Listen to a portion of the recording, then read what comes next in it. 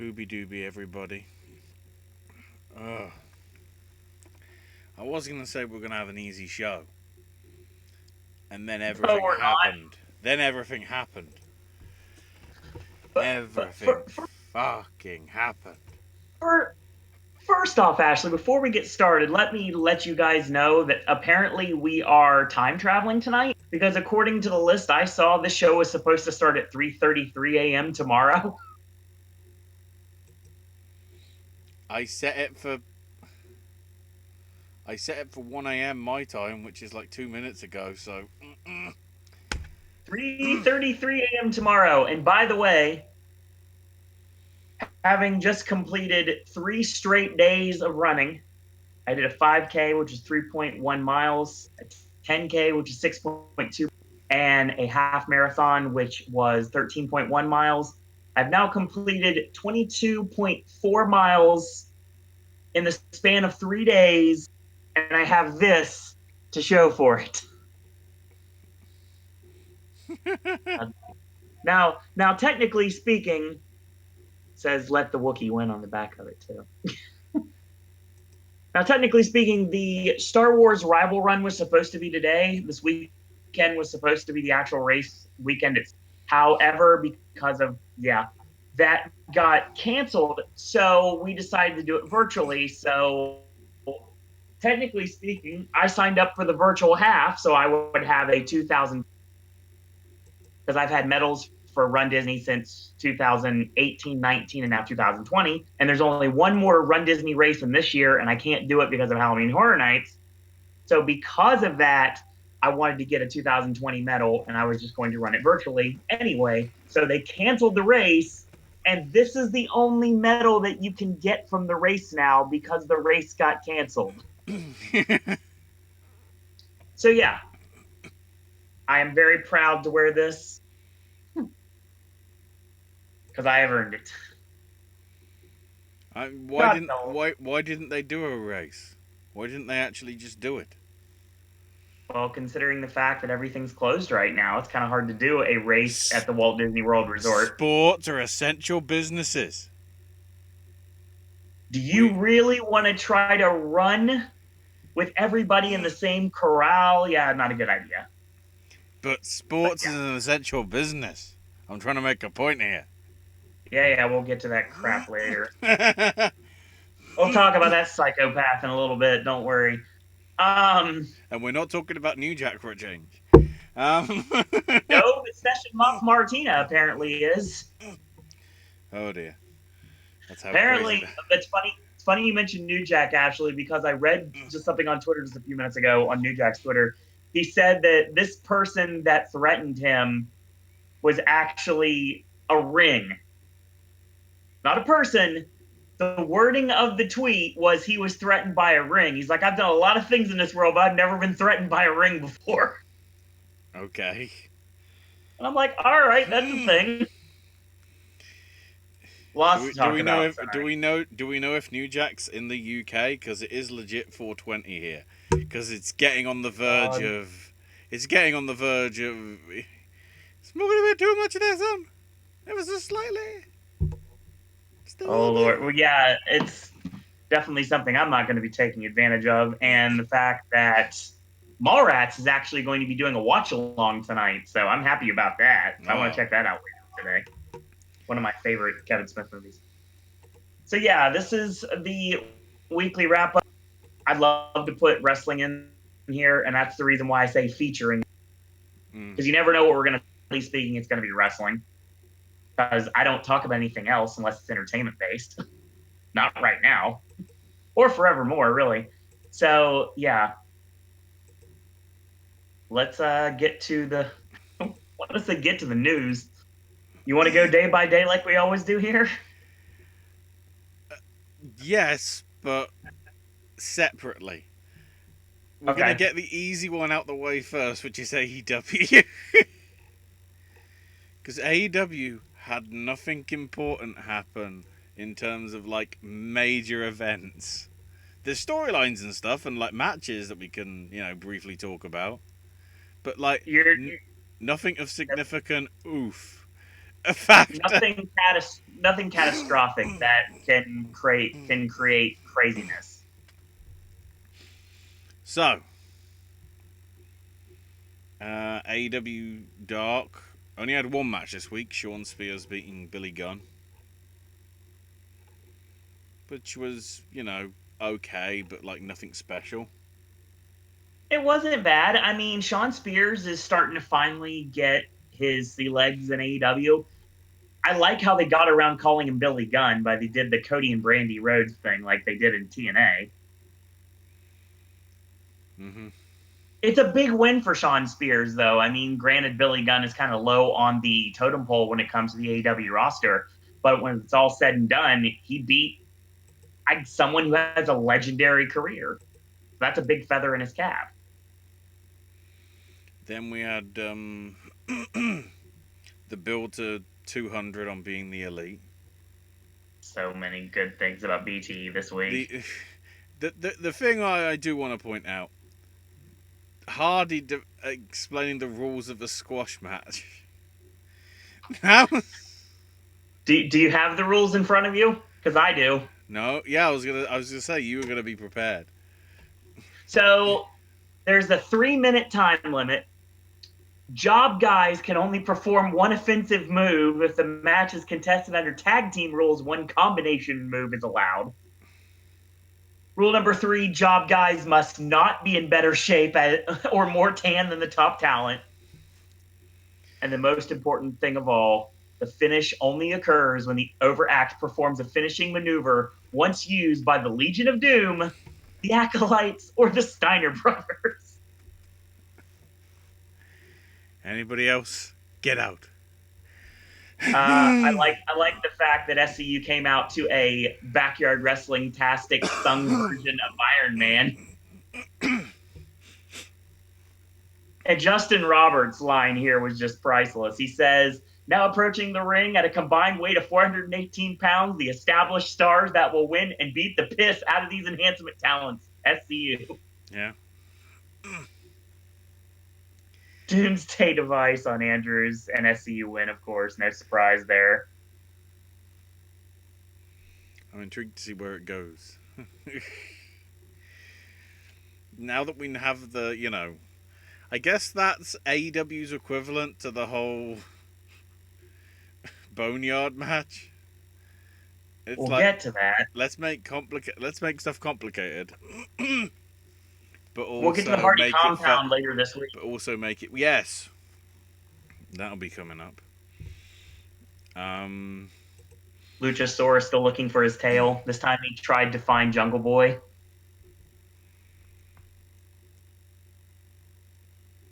And who is it that's like in a tiff with Joey Ryan? Colt Cabana. Oh, Joey Ryan. Yeah. Like how he found the guys or something.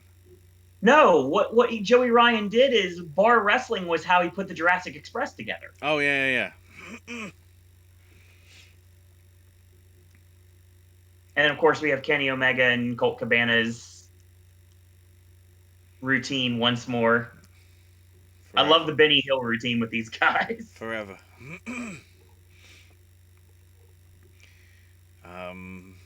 Tommy Dreamer chimes in with Luchasaurus looking for his tail, and Luchasaurus gets a great line. It says, do you realize how much Marco Stunt spends on toys? I love that. You already know. We'll talk about Super Gabby later, don't worry. The main bit of Dynamite, anyway, started with a good as ever Jake Roberts promo. We're not done with being the elite, sir. Oh, There's still another match. Keep going. There's still another match. Keep going. The ongoing war between Brandon Cutler and Peter Avalon to see who sucks worse.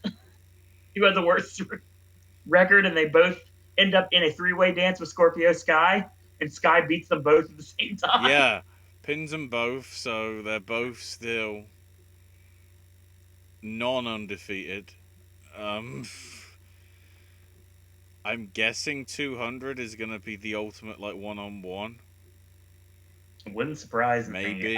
So Well, you talked about the Joey Ryan thing. You might be referring to Super Panda at a bar wrestling. Maybe, yeah. One of my favorite lines on this. I want to verbatim here so I don't get it wrong.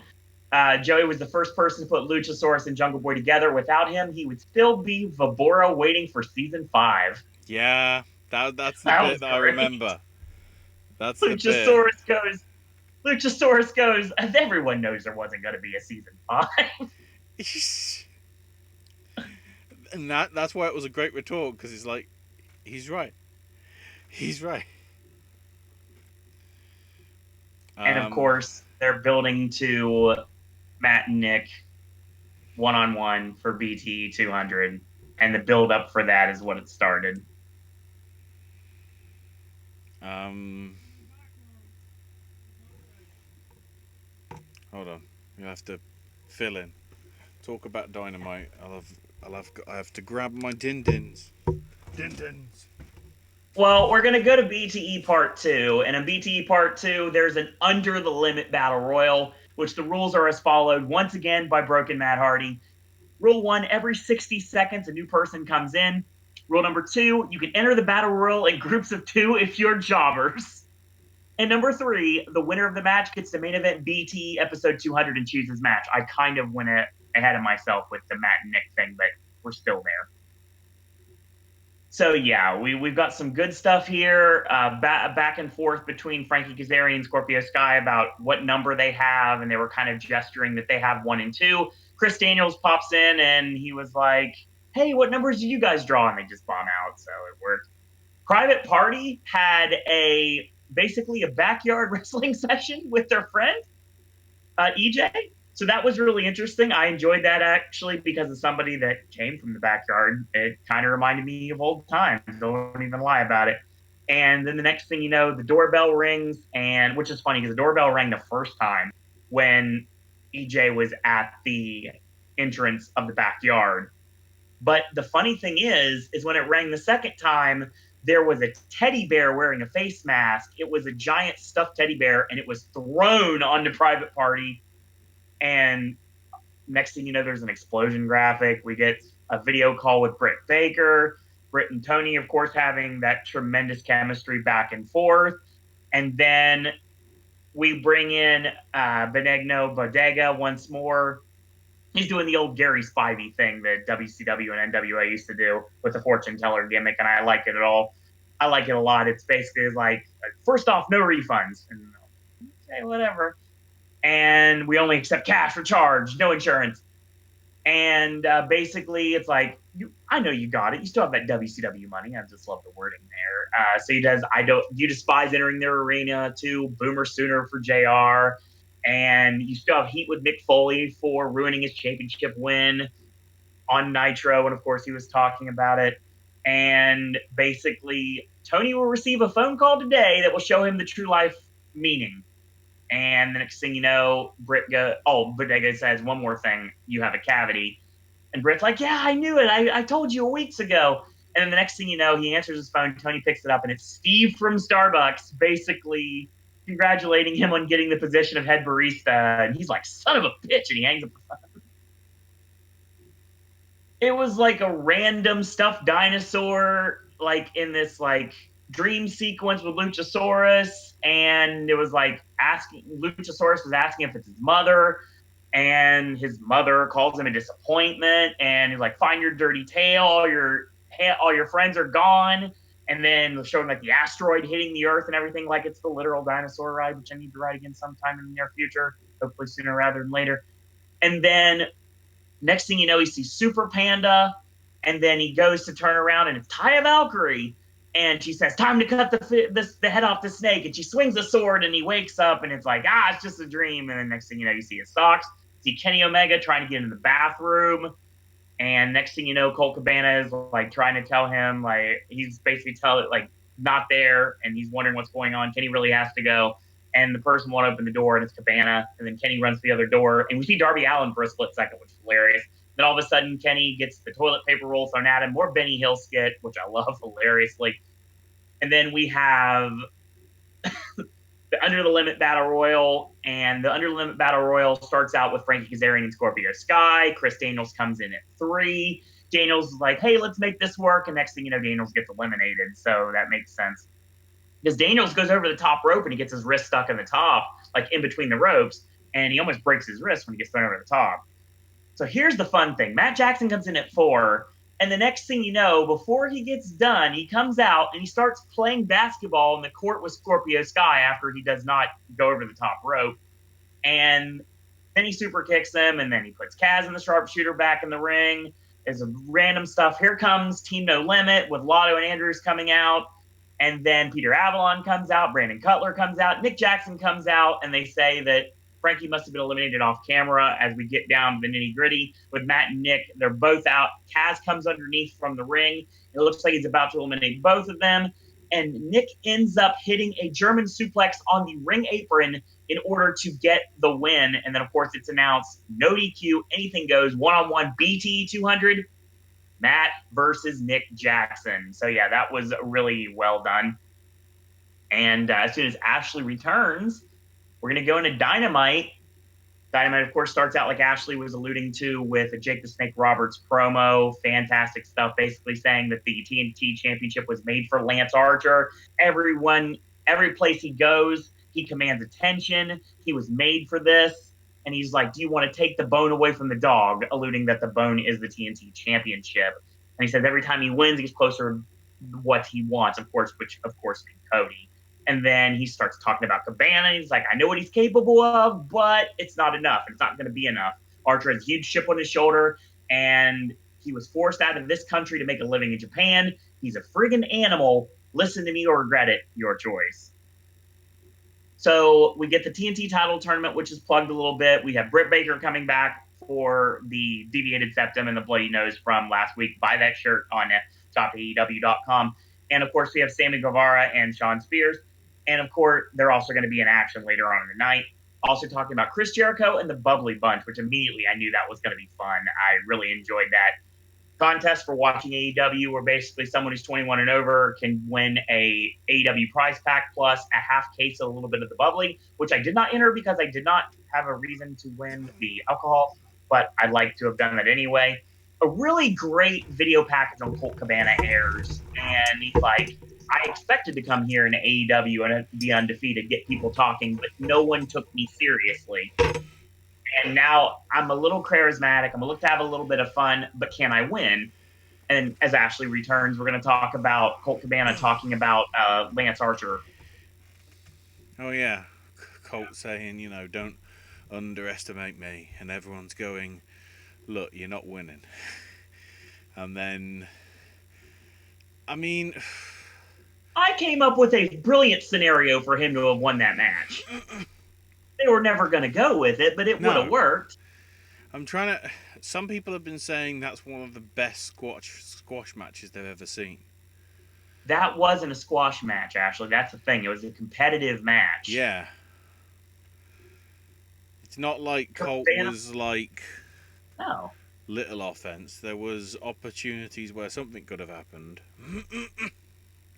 I do like the fact that Cabana kept throwing everything rights and lefts, and of course the bionic elbow, the flying apple. He threw everything at Lance, and as the match progressed, Lance started to show a little bit more chinks in the armor, and I thought that actually worked quite well to basically telling us that if you take Lance Archer in an AEW ring in a longer match, he may start to tire out a little bit quicker. He may actually be on the disadvantage for a change than these quick matches he's had, like the one with Marco Stunt.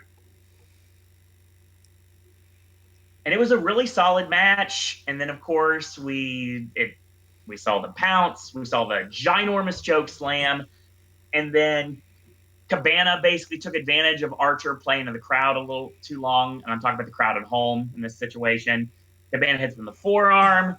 And, of course, he gets caught and he gets hit with a blackout. I love Cabana's sell on the blackout, because he grabs his arms up in the iconoclasm. And what he ends up doing is Cabana's like, oh my God, what's going to happen to me? And then boom. So Lance Archer moves on to the semifinals. And then Ashley, we get a promo from Britt Baker in her dentist office. I'm trying to work out whether one, that's a stage dental office, or two, Probably. that was filmed by Adam Cole.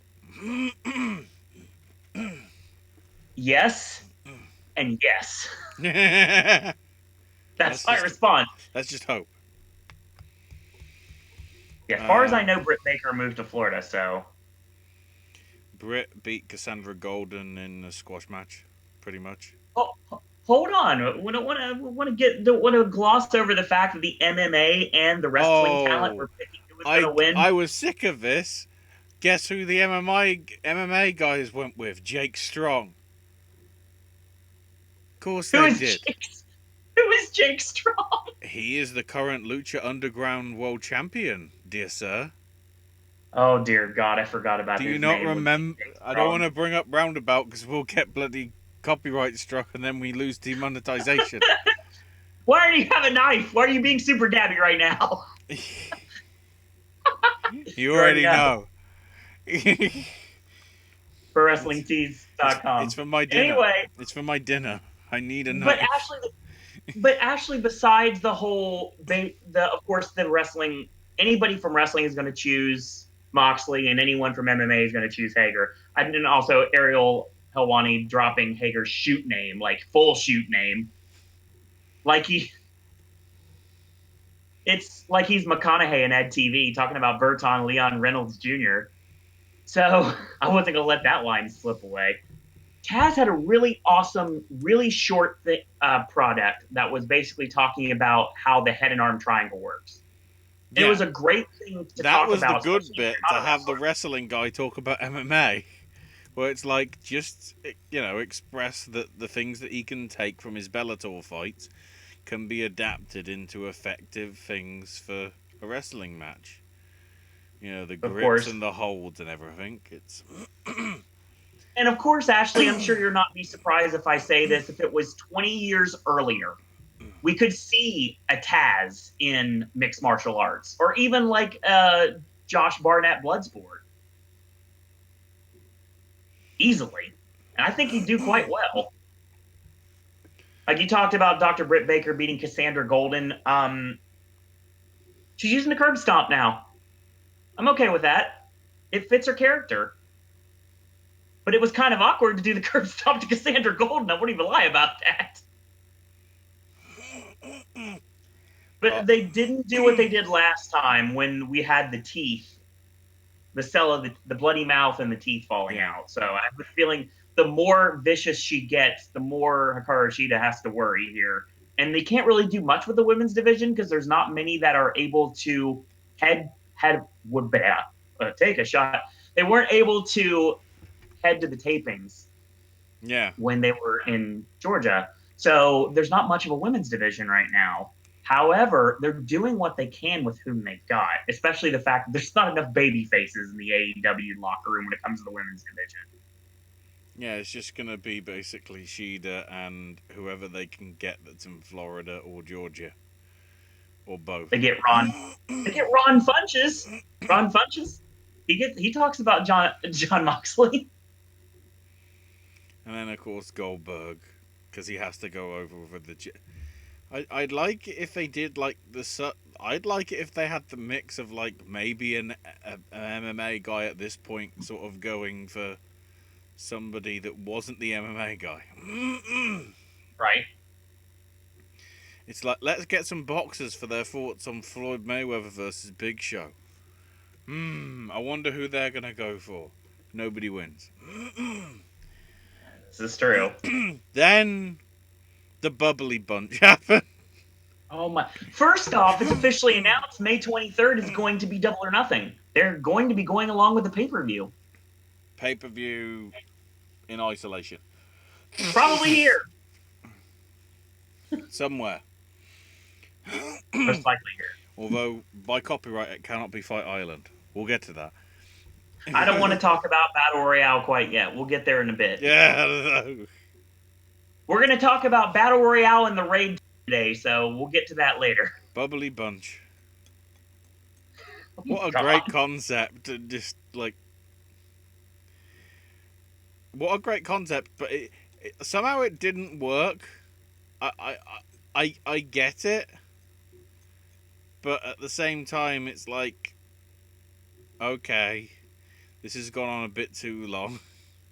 No, it was fine. It kind of It, reminded me of okay, the start like with Santana and Ortiz. It reminded me of the old "What's Up" get a little bit. I got vibes from that, but once we got over with that, Sammy Guevara being a false god and Jake Hager with the earmuffs with his kids at the poolside, which is one of my favorite things I've seen this week.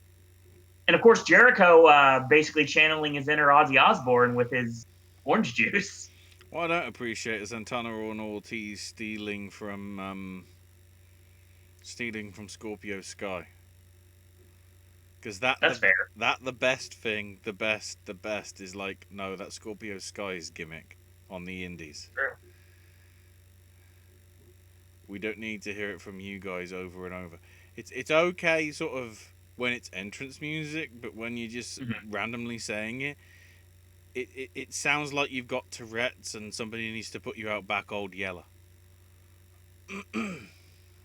I did like the teaser line, like the stinger line at the end with Jericho basically saying he doesn't have any, he needs some toilet paper now, and of course he has 5 dogs staring at him when it's happening. Then Jericho and Tony on commentary in this match, Ashley. they've been good. No. Jericho and Tony are the whitest kids you know in this situation because Oh, they of had a conversation trying to pronounce the word "shug." yeah. Suge. Have they not seen ICW? Probably. Shug's I'm house sure they party. have. Shug's house party.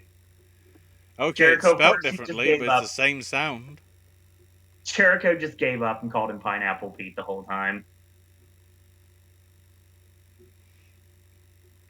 But they had a And good it was, match that I'm not yeah, a surprised solid about. TV match. Yeah. I want to see Sugar Dunkerton get a look at, honestly, by a bigger company. It won't be right now, I don't think, but I mean, I wouldn't mind seeing it. He deserves it for sure. Sammy wins with the Feast Your Eyes at the end. Although I do appreciate that Shug D is credited as being from Leeds, England. Yes. Yes, he's British. You can't take him away from us. Well, you can try. Then, of course, oh, look, Big John McCarthy. Who's he going to go for? Yep, Ronda Rousey.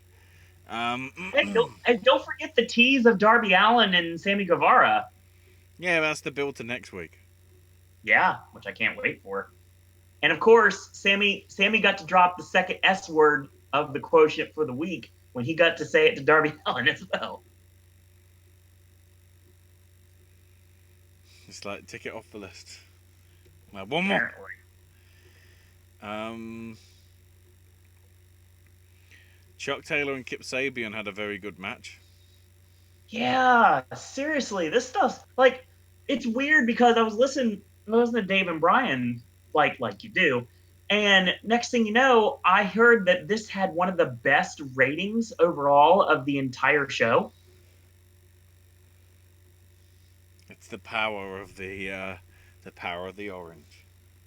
Oh God, yes, absolutely. And I'm telling you, every week I always give Kip Sabian crap about the whole Will Ospreay thing, but when it comes down to it, Sabian is like I said before, and I've said it week in and week out. He's growing on me, and him and Penelope Ford work really well together. I am very much looking forward to seeing Orange Cassidy and Jimmy Havoc on Wednesday night. I guess That DDT was vicious. the positive thing is there's no Justin Roberts, so Dasher knows that it's Norfolk. Yeah. Yes. I like Jericho basically saying people actually like Chuck Taylor. He's clearly the biggest heel in this match. Good stuff. Really solid match. Then randomly we have Dan Soda picking Moxley, and the inner circle picking Hager. Who knew? And then we saw created wrestler Jobber 64, aka Justin Law. I'm What pretty were sure I've those? telemarketed with this guy before. What were those snapmares? Oh my god, they were horrible.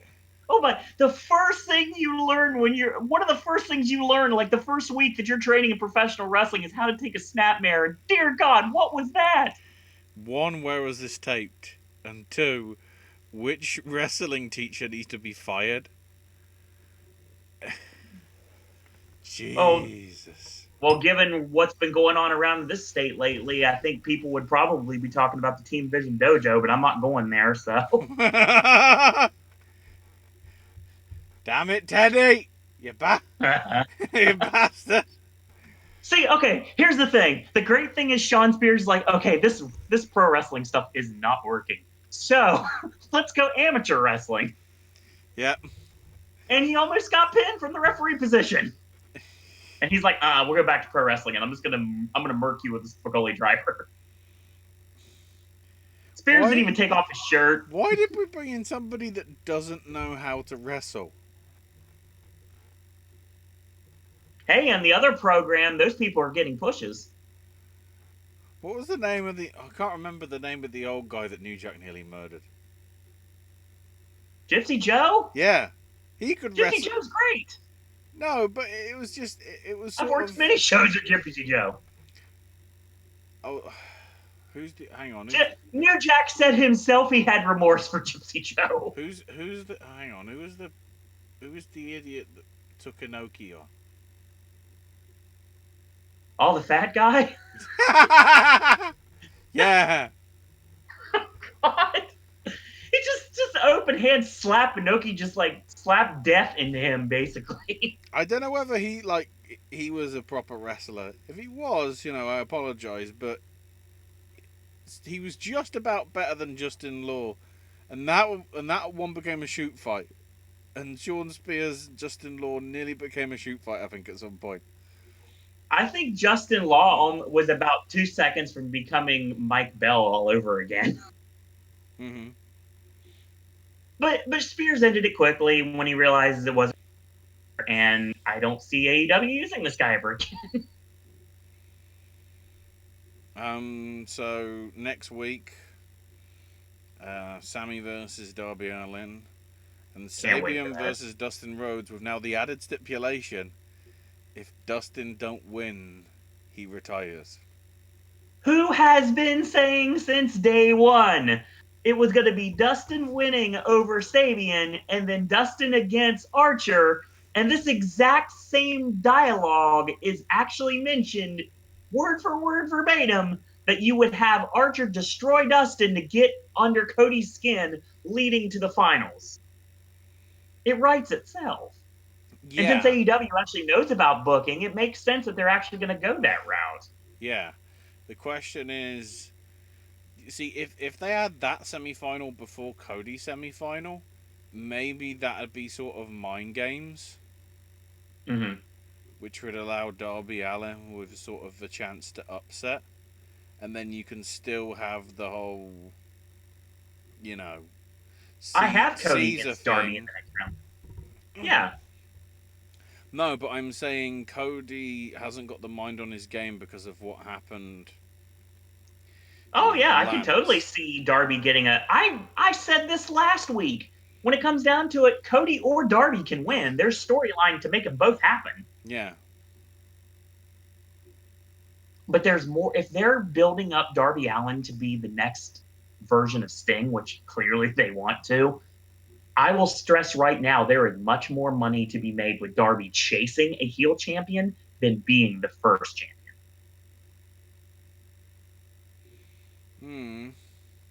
We'll see. We're also getting Havoc versus Orange Cassidy, which should be good. Cannot wait for that match. Yes. And matches featuring Kenny Omega and Brody Lee. Did not mention if the AAA Mega Heavyweight Championship will be on the line. My guess was that was only a one-time deal. Yeah, it was just, I wouldn't be surprised if it happened somewhere down the line, but the problem is it'd have to be people that do wrestle on AAA shows. The issue being, a lot of the people there don't. This is also true. We'll get to AAA because they did something interesting last night. Yeah, I heard about that. So we had more tail of the tape. I really love how they built up this John Moxley Jake Hager match. They Yeah. make it feel like a real fight, a real fight.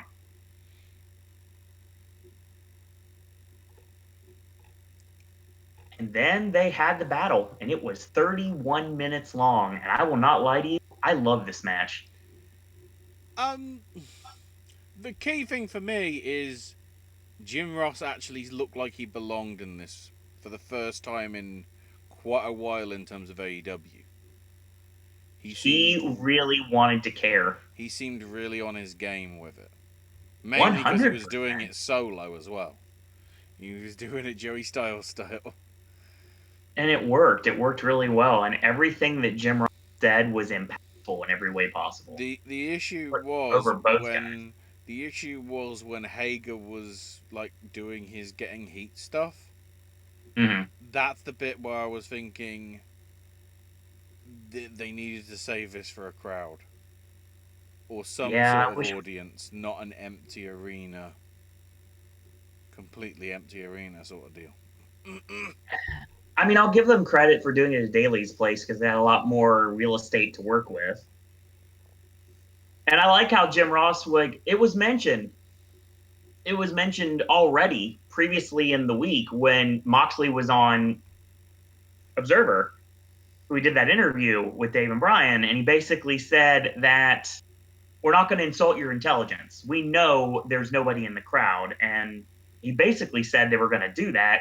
And Jim Ross straight up saying, why are there any barricades? Why are there security railings? There's no fans. What's it matter? It's just more instruments of torture to hurt your opponent with. Mm-hmm. I like how this match started as a straight wrestling match. It was a grapple game at the beginning of it. I love that. It got hardcore to the outside, but it never was overbearing. Jim Ross on the call was the right decision in every way possible. And the finish came out of absolute nowhere. Yeah, the low blow, but Moxley sort of no sells it, and Yep. hits with a chair, and then said chair on the floor. Moxley just grabs him, paradigm shifts him, and gets the win. Yeah, And he hit a regular technically, DDT. per the rules of stipulation, John Moxley is the new Lucha Underground Heavyweight Champion.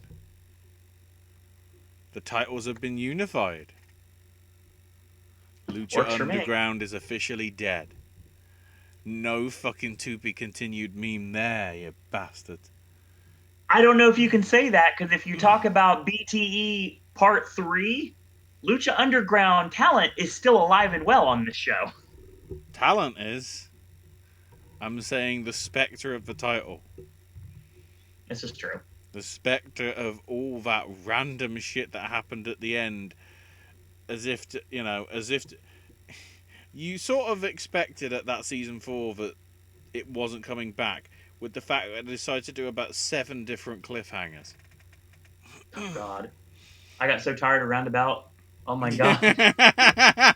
You have no idea how. But it's funny because I heard it the other day, like out of context. I was like on one of the videos I was watching on YouTube. I was like one of my music reviewers I listened to, and I was like, I know what this song is.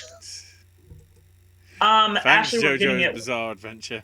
Oh God, we're getting not really getting ahead of ourselves, but somewhere this week it was really cool of Adam Page to go on his Instagram and read his children's book, Adam and the Golden Horseshoe. Mm-hmm. That was awesome. Also, was that it didn't get used, but they did Hangman a whole, stays the hell at home. Hangman stays the hell at home, as if it was going to be the opening of Dynamite. It was so good. It was done with like the fake pyro and like the green and the red and the different color pyro, and it's like Hangman sits on the couch, and Hangman, of course, cut that promo about Animal Crossing, Yeah. giving you a little tutorial for Animal Crossing. I wanted to know his thoughts on that Easter event on Animal Crossing. Because after about like 5 or 6 days, it's like, it's not Easter. Why is this still going on? and like it was like extreme rage was going on. It was just, ooh. So yeah, that was really cool of Adam Page to do that. And if you go to Trism Books' web a worksheet, and the worksheet is basically 6 panels, and you're basically drawing something. It's like an event basically where you can draw with your kids and everything. It's really cool of him to do that. It's a sweet book too. The first time I've read it. I think Cody and the Elite need to do that as well. Like Cody and the Bucks need to do their another like a reading of their children's books, which I'd like to see on their Instagrams. I hope that they follow Hangman's course and do the same. 199 Part 3, Ashley.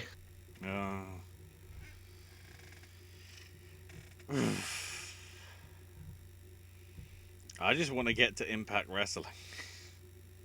AEW's almost over, sir. Go ahead with 3. So Matt sits down in a chair. Brandon Cutler, of course, is off camera talking to him. He's like, "Where's my coffee?" He thinks he's Brendan Fraser now, apparently. And he's like, "This is the biggest match of my career." And then by the end, it's like, "This is like the 9th biggest match of my career." And it was a really good back and forth, basically talking about Matt. And it was funny because like they were really reserved in one way, and then it was like, "Oh no, I'll do this. I'll take him out straight up. I don't care." And then, of course, they do the merch freak stuff, which I absolutely love because obviously I'm a Magic Mark. And then we get Matt Hardy's involved, and Scorpio Sky's involved, and Cody's involved. And it's like, then, of course, everybody is involved in this. It's all building to Matt and Nick one-on-one at BTE 200, which is going to be at 2 p.m. Eastern Standard Time tomorrow, or today, if in your situation. It was really funny because Matt's son, Zachary, said Nick would win. And then Joey Ryan says he's got the best hot tag in the business, does Nick, but this isn't a tag match. Matt can be pretty vicious. Marty Skrull gets asked, and he's like, "What do I care? Those two are dead to me." Joey Ryan asks about fat ass Massa, and of course Massa's shown. He's like, "I don't care if the Young Bucks." I'm just looking at Sean Rossap's tweet of WWE on Instagram of just they put up a post. Well, WWE on Fox actually put up which WWE video game is the best. For some reason, 2K18's up there. Did nobody play the Switch version? Probably not. not. Along with the WrestleMania arcade game and the obvious two, Here Comes the Pain and No Mercy.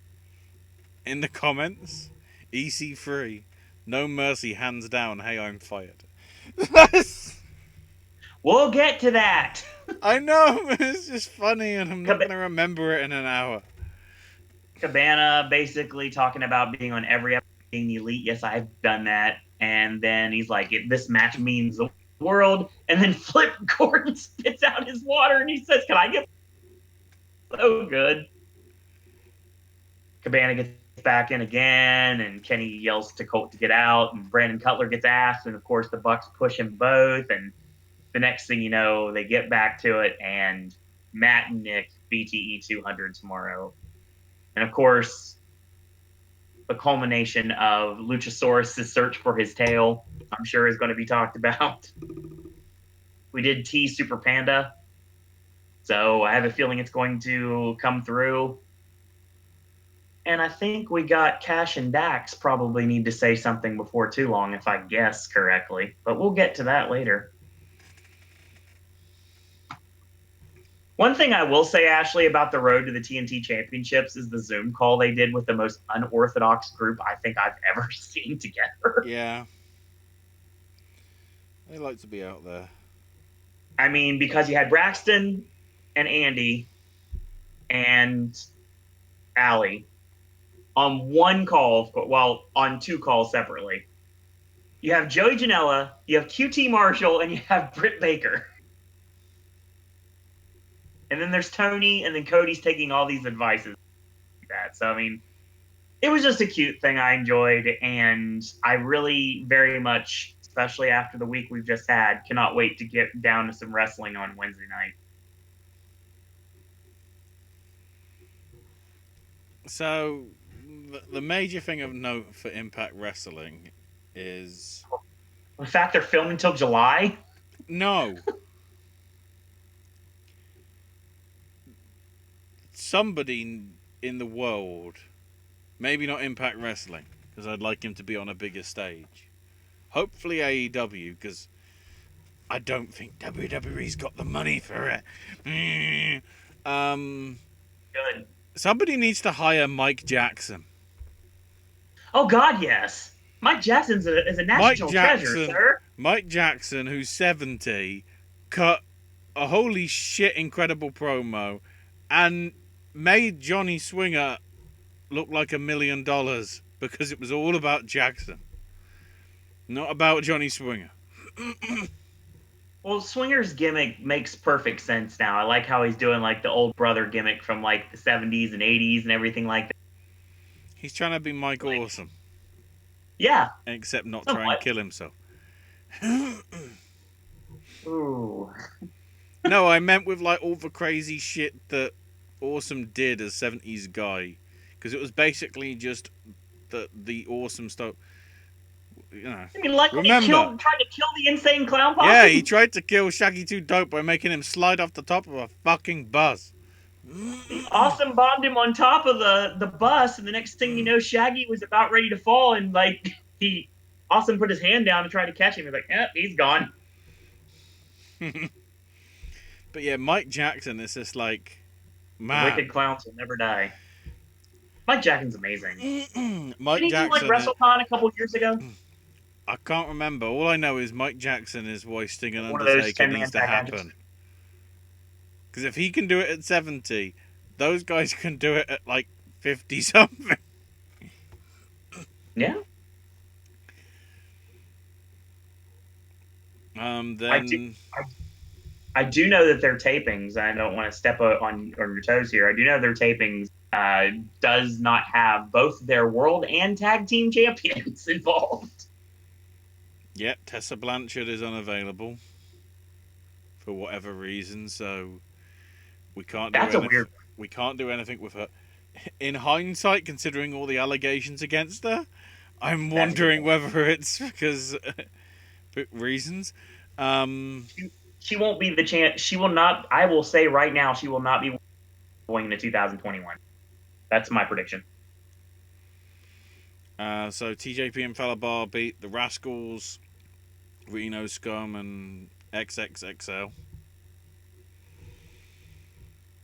Who's doing 2XL? No, 3XL. Larry D, and AC Romero. What? Dominic Truex and Onslaught are 2XL. Someone's stealing some gimmicks from Grimm's Toy Show. Well, I don't know who to blame.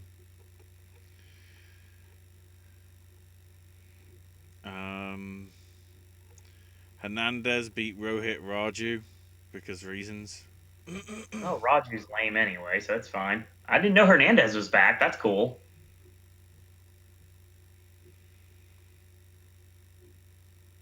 Then we had the build to Kira Hogan and Kylie Ray. Kylie officially signed with Impact now. I saw that as well. Then they randomly show spots from Elgin and Edwards from Qatar Pro Wrestling Super Slam 2. That's with interesting. Elgin winning the QPW Middle Eastern Championship. They have more. I'm pretty sure from what I vaguely remember from that show, because it was on Fight, but you had to pay for it. They had about 14 title matches. And considering how they're not the size of WWE, I'm trying to work out how they had 14 title matches, or something like that. It's like every match, every match had a title, but it wasn't like New Japan when it was over 2 nights. It was just do everything. Ace Austin beat Trey Miguel in a non-title match. Then we had some Willie Mack promo after it. Tenille Dashwood beat Taya Valkyrie. Ashley, I got a question for you. Mm-hmm. Do you think Ty is on her way to AEW? Considering considering that promo, it's like I'm not surprised. I wouldn't be extremely shocked if Taya and Joey Ryan both end up in AEW after their contracts are up. Make it even Because more. now we can use Make Joey it. Ryan in AEW. We look. To be honest, we need another Adam Cole and Britt Baker, aka they're in each companies. So That's fair. let's do another one. And the Shamrock Callahan stuff was pretty good, and then Shamrock getting what was the gimmick in WWF? The Lions Den match? No, not the match. Like the when he sort of reached breaking point and just snap, or was it just him snapping? It was just him snapping. Yeah, it got to that point. The lights went off and Sammy disappeared, and then they sort of kept sort of going on and off, and then more and more of Sammy's followers were appearing and then disappearing. And then he went to the backstage into the parking lot and got a call from Sammy revealing that Shamrock's driver was working for him, and suddenly the whole car was ganged up by Sammy's followers before the show went off the air. And it got a little bit, okay, we're trying to rip off Bray Wyatt here, and I don't like this. It's getting a bit too tacky. So, We've got Rebellion coming up this Tuesday. It's not airing as a pay-per-view that I'm aware of. no, it's not. It's going to be just regular gonna episodes be, of Impact. It's going to be, I think it's 2 episodes of Impact Correct. over this coming week and next week. Mm-hmm. But as you say, they've taped somewhat till July, basically everything, I'm guessing, in the build-up to Slammiversary. That's what it sounds like. More than likely.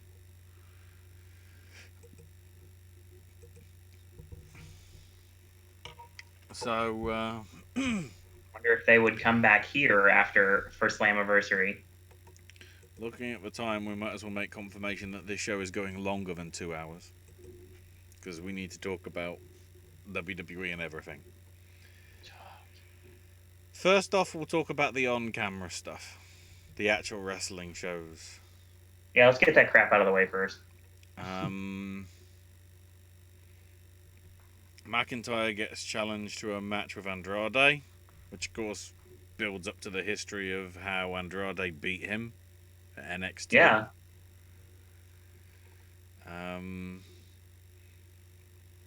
Then we had Asuka beat Ruby Riott to qualify for Money in the Bank. Asuka is just awesome. Dancing to Ruby Riott's music and like just and apparently Vince likes her now, so she's gonna get more pushes. She's one of the only things, from what I'm hearing, that's of good that's actually coming out of this empty arena vibe right now. My wonder. Oh no, we'll get to that because it involves somebody else.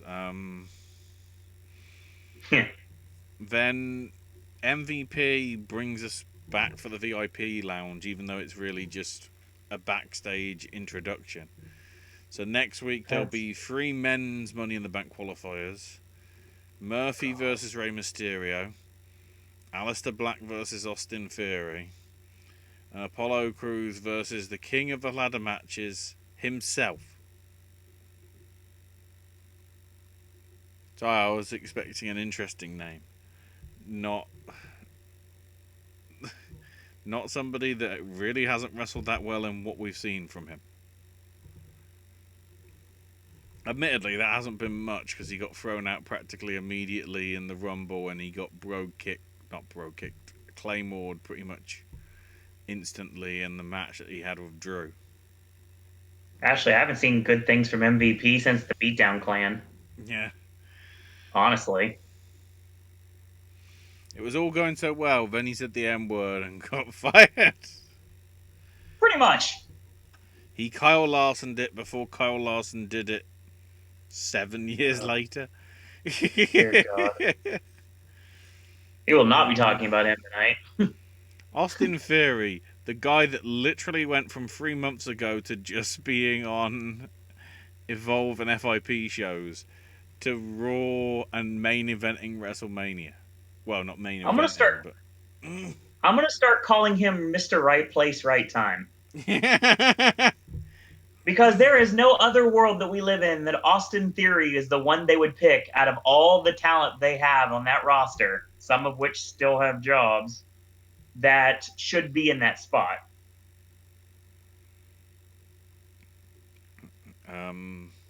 Aleister Black beat Oney Lorcan in a pretty good match. I wish they'd do something with Birch and Lorcan, though, as a tag team, but we all know what they care about in the tag team division. Then Becky did a promo, because of course she did. I thought she was going to leave for a while. What happened to that? I guess lockdown means she can't leave, so it's like, do something. Big Show got number 3 on Netflix. It's not a bad show. I actually, like I said, I binge watched it. It was 8 episodes. It was very easy to get The through. great thing is, they didn't even mention main event. It's just like, Big Show, Big Show, Big Show. I'm guessing main event was like, nobody watched that shit. Probably not. So then, Baszler and Logan. Baszler winning in like less than a minute via referee stoppage. The idea being that basically Baszler broke Logan's elbow, I'm guessing. Yeah, it was. I believe Vinny's is because of beating too much ass.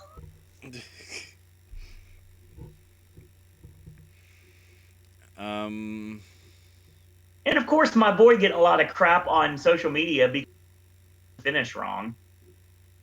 yeah. Well, that's what happens when you're live Yeah. and there's nothing else to It's whatever. do. I was going to say it ends up on Botchamania, but fuck you, Vimeo. Oh God, Vimeo, $10,000? Really? Come on. I now understand why, like, Progress and Fight Club Pro and all these other companies that did have Vimeo accounts have suddenly changed to sort of Pivot Share and the other I used to video watch sites. movies on that channel. Yeah, I used to watch movies on those networks back in the day. Seth ended an ominous at WrestleMania. I lost to Kevin. Once again, my career has been crucified. Good. It's like, oh no, something's happening. Oh, geez. Stupid. Austin. It's because there's no heels on the freaking roster. Austin Theory beat Tozawa.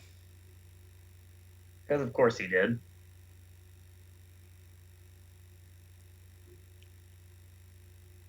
Is it worth bringing up Lawler? Oh, the ramen noodle mood salt. Dear Lord. Okay. This is Casual something that racism is funny, everybody. Hold on. Let me play devil's advocate here. Because I'm Scott DeMore in 1995. The thing is, what if Lawler knew exactly what he was going to say that would get him sent home and it backfired? He didn't actually want to go, and he said something that would be so outrageous that they may make him go home, trying to get out of doing commentary. And that's why he said that. Yeah, but then again, that previous week, he was basically saying how it's fine. He wants to do it himself. I know he does, and that's a mistake. WWE doesn't have one good commentator, much less 3, so we need to get that stopped immediately. I prefer Smart Mark Video's crappy commentary than them. Everyone needs something to have faith in. I want you to know that I'm still here for you. Your Messiah has truly risen. And I'm like, oh no. Oh no, he's actually become CrossFit Jesus. Oh no. Can someone just jump him in a dark alley or something and like Rob Black him or something like that for paybacks if he thinks he's the Messiah now? Comedy for me is still comedy. And then Angel Garza beat Tahuti and the Blowfish.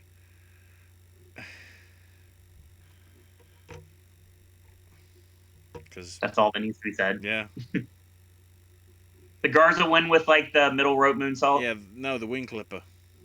Oh, okay, that one. He's been using the wing clipper lately. Like I said, I have not boycotted.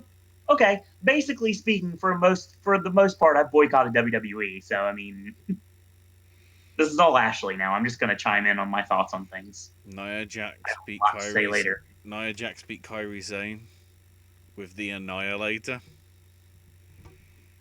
Because She's that's named Samoan drop, or is it the no, Bret it's Hart the DDT? Samoan drop. It's the Annihilator because she didn't want to call it the Jaxie. I don't know. So she's naming her Samoan drop after one of Rick Wild Thing Vaughn's pitches. Yes.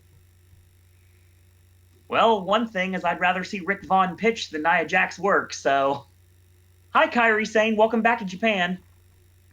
Then Charlotte did a promo. Of course she did, because On- she equals ratings actually. on Io Shirai, because then Bobby Lashley beat No Way Jose, because that happened. The great bit though was Lana basically screaming, and Lana just goes, "Please shut the hell up." There is an unease between them. I can't think why. We'll get to that. Then Rollins again saying to all the non-believers, "You'd left me with no alternative. Tonight I stomp out all doubt." And I'm like, yeah. Yeah, it's coming. Because we don't have any heels built up to go after. So last week they hype up Ricochet and Cedric Alexander are going to be in action. And then they're up against the Viking Raiders. And I'm like, wait, so you build them up and then you're going to have them get squashed? Which admittedly it wasn't a squash match, but it was still my impression that they're going to put the Viking Raiders over strong. And lo and behold, that's what they did. For a non-existent tag division, sure. Yeah. Street Profits actually sort of made jokes and whatever. So they're Crime Time meets Private Party now. And then Belair was obviously there, and she goes, "Wait, when was the last time you beat them? Every time you face them, you lose. Focus and get that smoke." So it's like she's actually sort of being sensible. She's trying to make them be realistic and like, there's time for jokes, yes, but if you're going to be up against them, you ain't going to have time for jokes. She's basically being the baby face variation of point. And you knew there was trouble when Andrade versus Drew starts at 10:53.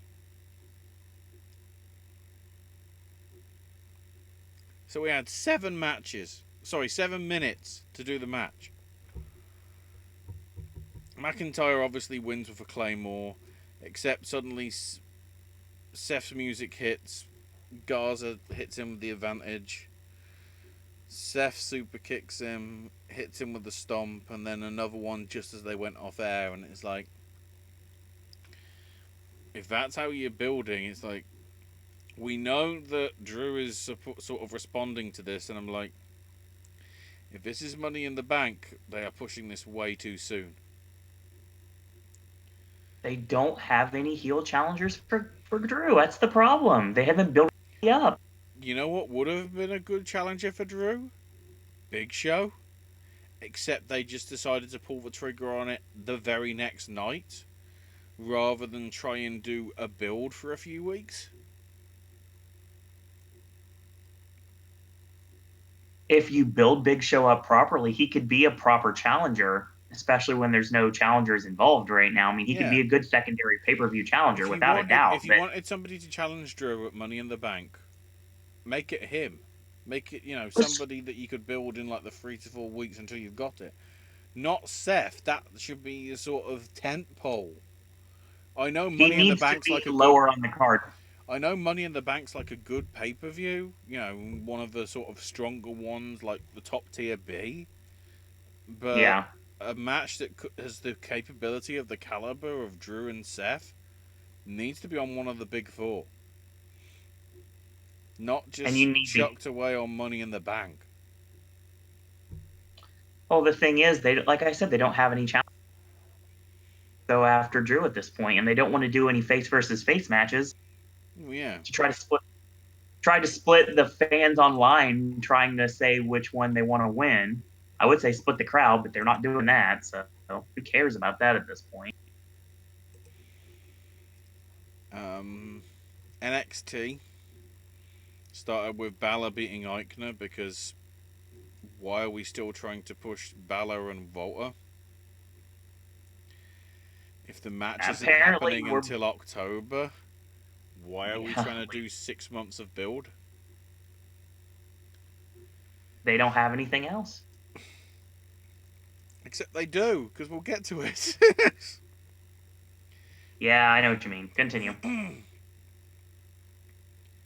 More Flair hype, because reasons.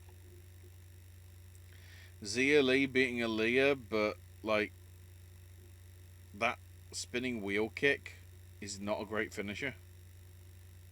That sounds horrible. Just that match in general sounds horrible. Well, I'm never really. Is Aaliyah any better than she was when I was Not watching? Of really. course not. And Zia Lee has been okay. She's got a little better, but not dramatically.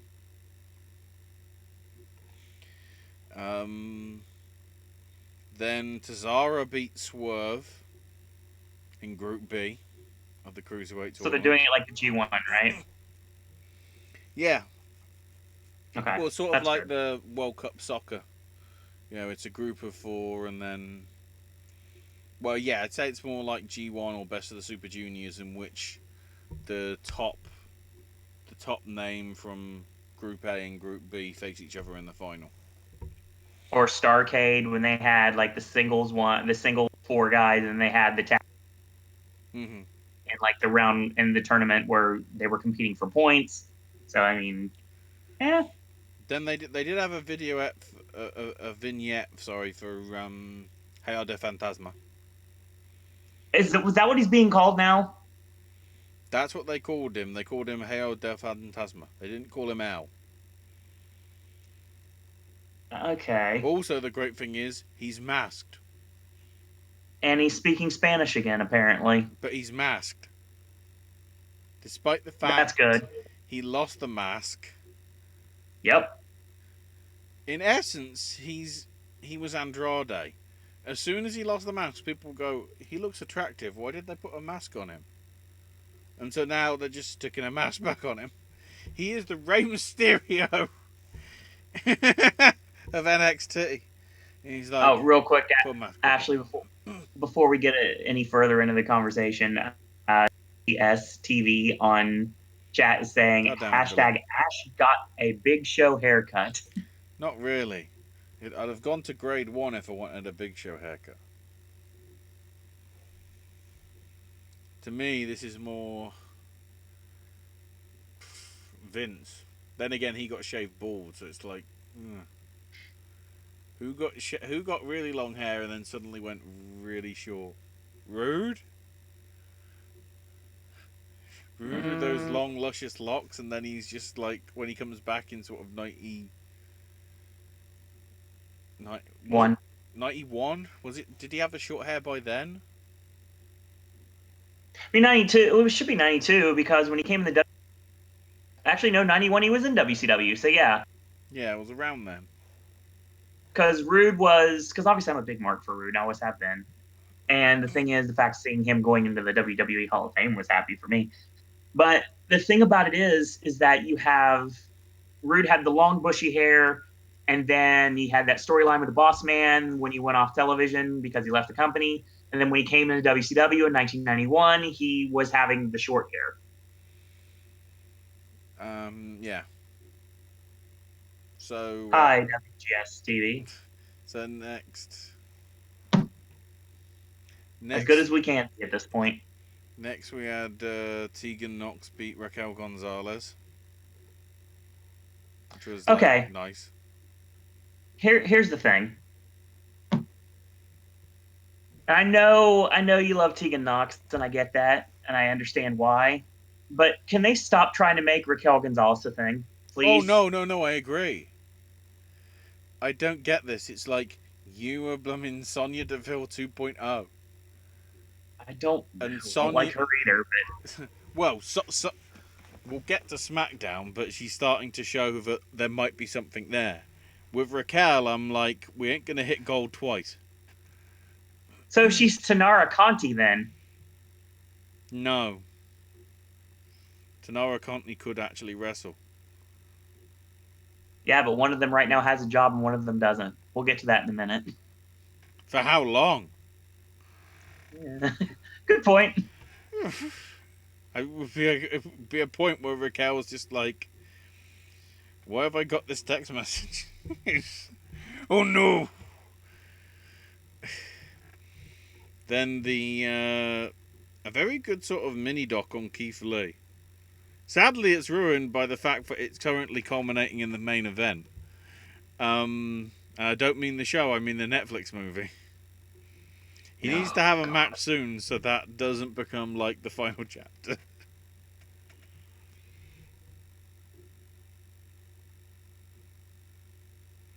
Then Tahuti and the Blowfish is back, losing to Dexter Loomis.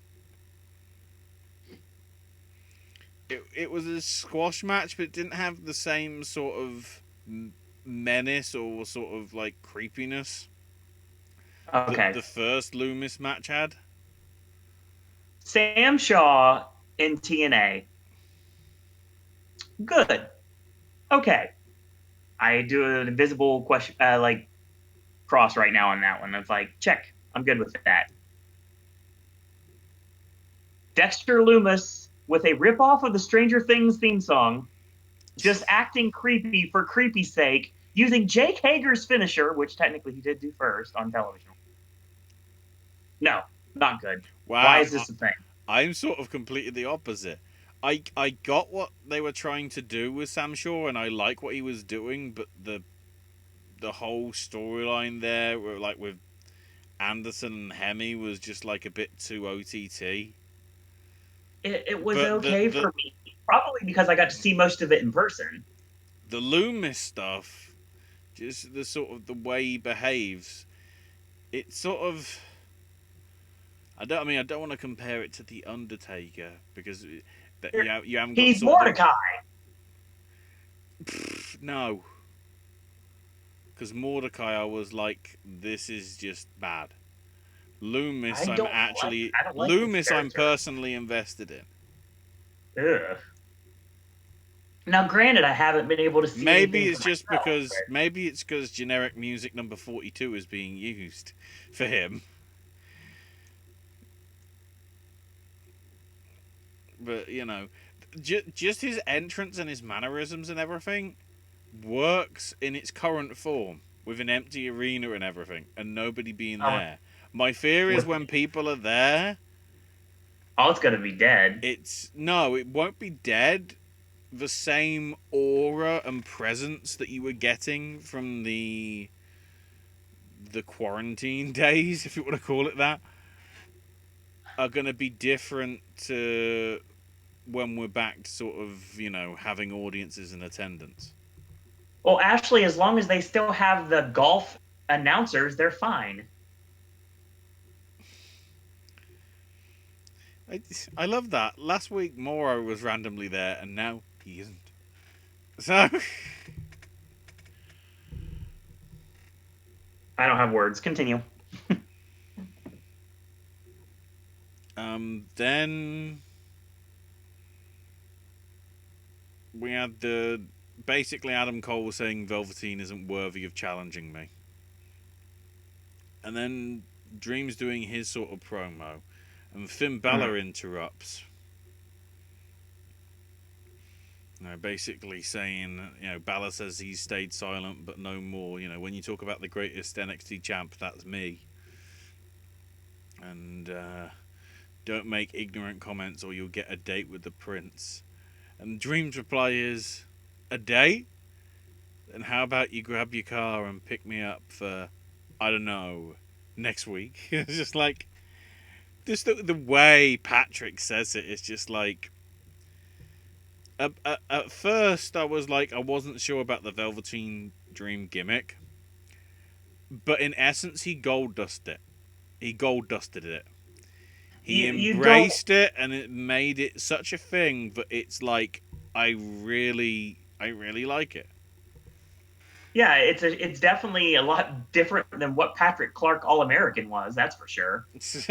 But the thing about it is, though, the irony of the fact that you're me getting a date with the Prince when Dream is Prince. So Yeah, that's not lost on that's me. what I love. It's the sort of I was gonna say double entendre, but it's more sort of the double meaning. It's it's Prince Devitt versus the artist formerly known as Patrick Clark. Exactly. And then of course Dream doing the tweet saying top 5 things Finn Balor regrets. And one is number 5 is the demon. Or no, sorry, top 5 things Finn wants you to forget. Number 5, the demon persona. Number 4, his one-day reign as Universal Champion. Number 3, the fact he's a Monday Night Raw wrestler. Number 2, and then there's a picture of Dream with Kathy Kelly, and I'm like, oh, yes! And then, of course, number 1 is when Dream beats him next week, but it's just like, mwah, mwah, mwah, mwah, mwah, mwah. I love it. Solid match. I'm not surprised. I love it. No, I love the hype, like bringing in the sort of insider stuff that the dirt sheets will be like, whoa, not just the superficial stuff. I'm always down for that. Next week we're also getting Gallagher versus Hayo de Fantasma, Kushida versus Nice, and Jake Atlas versus Drake Maverick. I approve of this. I don't approve of the company, but I approve of the matches. Malcolm Bivens cutting a promo with the Barcode Indians. No, the Headhunters version 2.0. The Barcode Indians. That's what they'll forever be called until that face paint disappears. They're the Headhunters. I need to, in all essence, I need to get the DVD or Blu-ray of $1 Million Arm and just read off the barcode number, and that'll be the tag team name. Makes about as much sense as Indus does. Yeah. And then Undisputed Era, which is Fish and Strong. O'Reilly being out of action because he's diabetic, so he's obviously high risk. Makes sense. Taking on Matt Riddle, and as announced by Pete Dunne, the replacement tag partner for at least, for the time being, the meanest son of a bitch you'll ever see, Timothy Thatcher.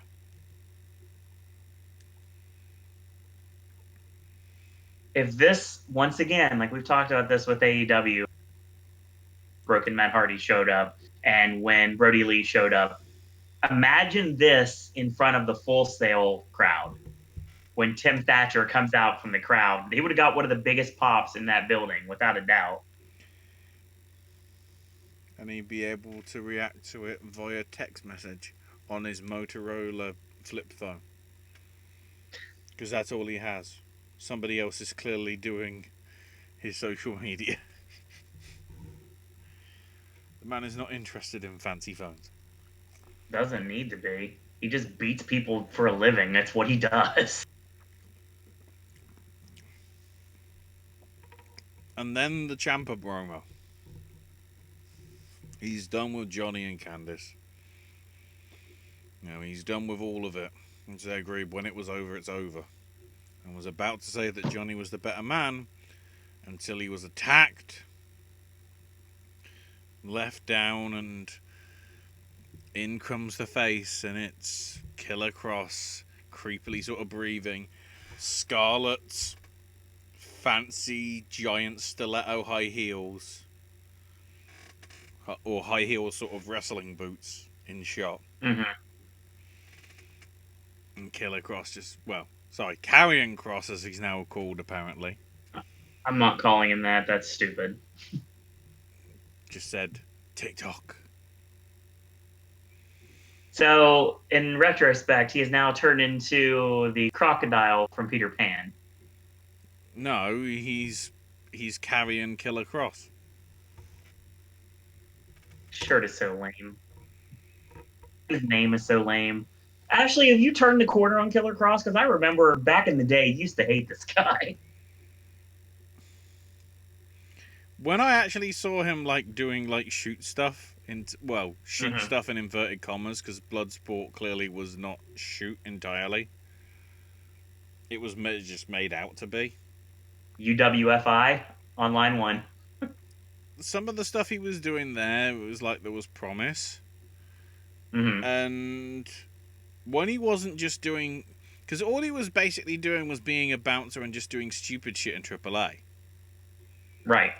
The stuff he was doing for a very brief time, MLW, and for more of the time, Impact. Mm-hmm. There was enough there to make me think there's something there. Right. There's something there that might need to get picked up on. My only fear is, and we'll get to it later, whether Killer Cross just becomes Canellis and everybody else that sort of picked up, EC3 both times, picked up and sort of there's potential and they do something with them. And then by the time it gets to the main roster, Vince or whoever's in charge at the time, depending how long it takes, just eventually just gives up and then just that's my only fear.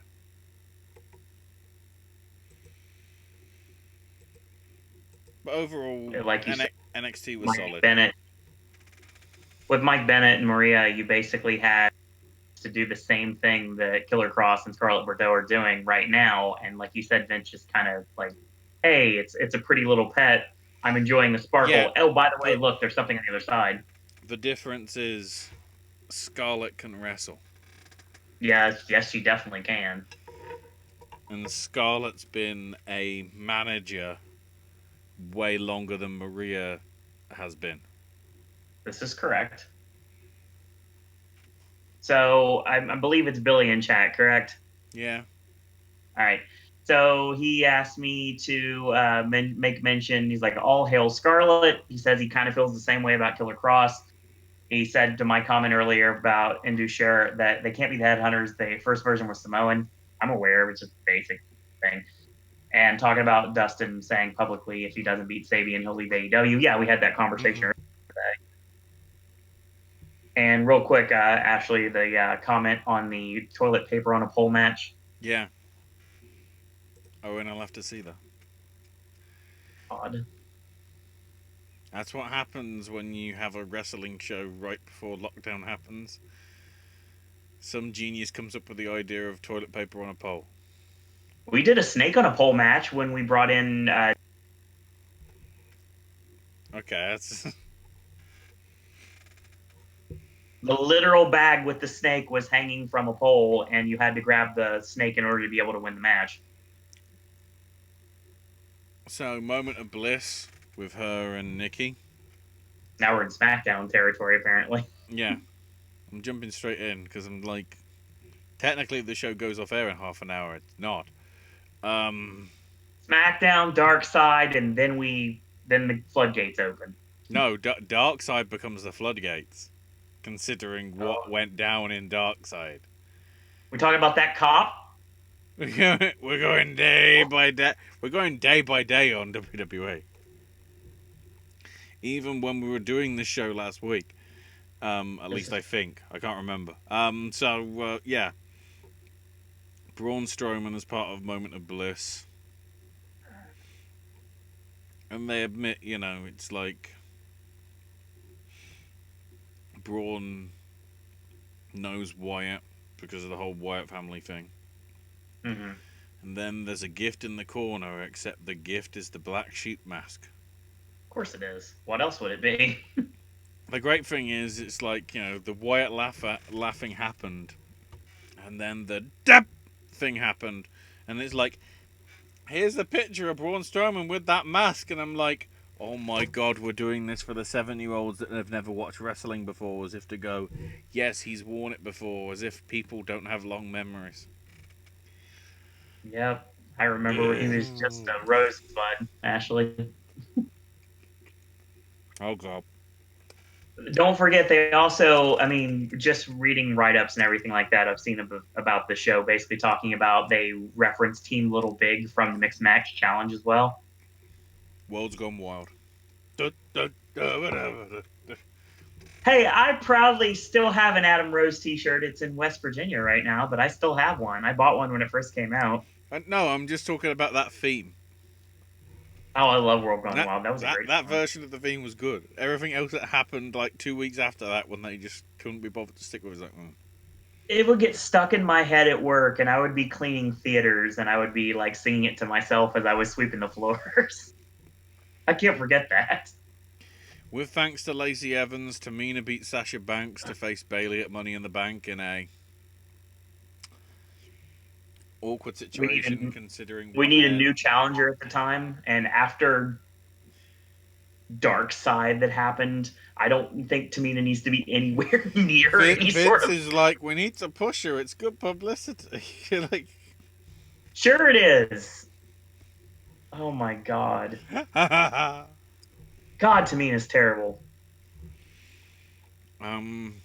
Sheamus beats Denzel DeJournette. Oh, another guy that did not make it to NXT yet. He's back. He's back. Another guy that's available. That's wrestling. So they Hey, start. AEW actually can get talent after this. WWE can't. So then they start talking about Jeff Harvey. But Sheamus gets in the face of Michael Cole. It's like, that's a sensible move. He's vice president of announcing. How dare! Oh, that makes me sick to my stomach. I won't even lie about that. My fear is, so they're building up Sheamus just for him to job to Jeff Hardy?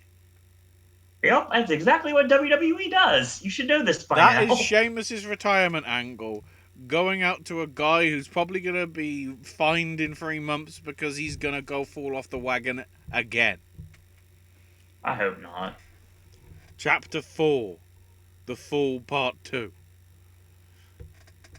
Hey, if Jake can be saved, so can Jeff Hardy. Honestly. Jeff, yeah, but Jeff isn't going to do DDP yoga. Probably. I would love to see that. I would not have it. I honestly, it wouldn't shock me if it happened. So, then we get to, we're clearly trying to do with the Boneyard 2.0. Oh, we're talking about the raid? No, oh yes, god, now I get the reference. Now I get the reference. You exactly. you could also put in, what was it, Dread? Die Hard. 20, yeah, but 2012 Dread was more like it. Why do you think we did the raid versus Dread on Versus? Yeah. Because they're very similar. But I'm going to say the raid just because it makes sense to me. Yeah. Anyone can say Die Hard. I'm going with the raid. Yeah. That's why I said Dread. God. Because if Jeff Hardy's going to be in the match, there better be a slow-mo bit where it's like Dread. It's too bad they weren't still, things aren't the way they are right now because someone could come across the corner and there's Rusev with his gun. Still in his beard. I'll Countdown. never forget that. Never forget that. Good old countdown. God, yes. Not the quiz. Not the quiz show. Oh my god, that was great. So yeah, the whole gimmick is climbing the corporate ladder. The match What a horrible timing for this match to happen. Yeah. God, why? The match will be at Stamford because they aren't moving out because of budget cuts. So they're just gonna destroy it for insurance money and then move to a All right, I get it. Now it makes sense. If that's the angle, holy shit. I'm not surprised. Honestly, would you put it by them at this point? No. At this rate, this is going to be the entire Dark Side of the Ring Season 3. Just everything in the space of 1 week, including their own program. Jeff Hardy's going to get knocked off the top rope, and then he's going to fall off the building, and then he's going to have a parachute that's going to caress him to the ground. Inchweed's going to catch him. Oh, God, yes. So yeah, they start on the ground floor, and they'll have to get to the roof. They have to fight the big boss on every level. They seem to be This is horrible, Ashley. Does that mean the third floor's gonna have Kareem Abdul-Najjar because this is Game of Death, motherfuckers? Like what? There's gonna be other Why wrestlers. isn't Becky in this match? There. She's got the attire for it. She has the Game of Death attire. There's going to be wrestlers at every level trying to stop them from going anywhere. This is the worst idea I think I've heard in a long time. This has so many ramifications of bad things happening. And it's going to be filmed in advance, so that makes it a lot easier. Because God knows you're going to need to edit the daylights out of it. The best thing is if they just piss some people off by expecting it to be broken up, and the wrestler just goes, I guess enough people were furloughed to make it good. It's like there's less people able to defend Titan Towers because they all got laid off. You're paying us to do a match where you have to get to the top of the corporate ladder, where basically all our job is to do is to get paid to beat each other up and destroy your property so you can collect the insurance money. I get it. That makes sense. Hi, WWE. Billy says doink for the final boss on the floor. No.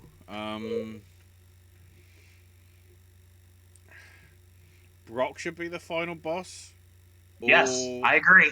Brock or Shayna or Bianca Belair or Kane. Because we're talking about people that throw people over the top rope. We need to go by the number of eliminations. I don't want this to happen. This is stupid. Also, I don't know whether the briefcase is just on the roof, or whether it's still you have to climb a ladder on top of the roof, and somehow there's going to be a fucking crane.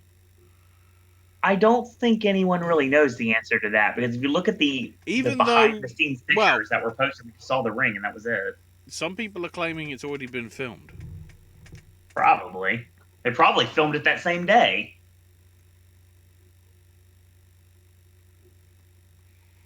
So then we have Carmella and Dana Brooke backstage. Like, shouldn't we be focusing on the tag title match rather than you having no chance against Naomi? And Dana's like, don't worry, I've got this.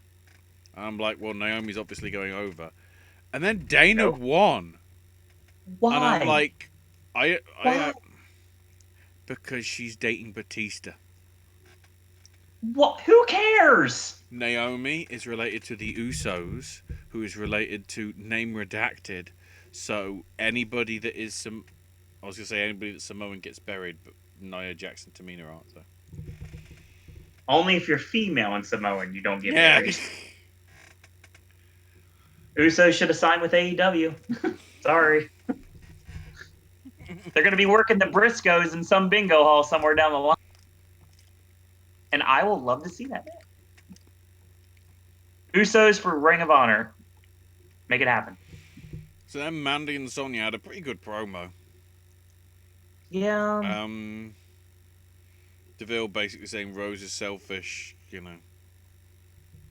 I knew that, our team would just get kicked to the curb once you found something else to go after. Because apparently Mandy being with Dolph was going to help their tag team.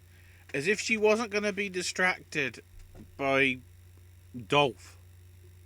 And, the ins and outs. How much sense does this really make, honestly? It's like, I've been on record before saying I don't like Mandy Rose.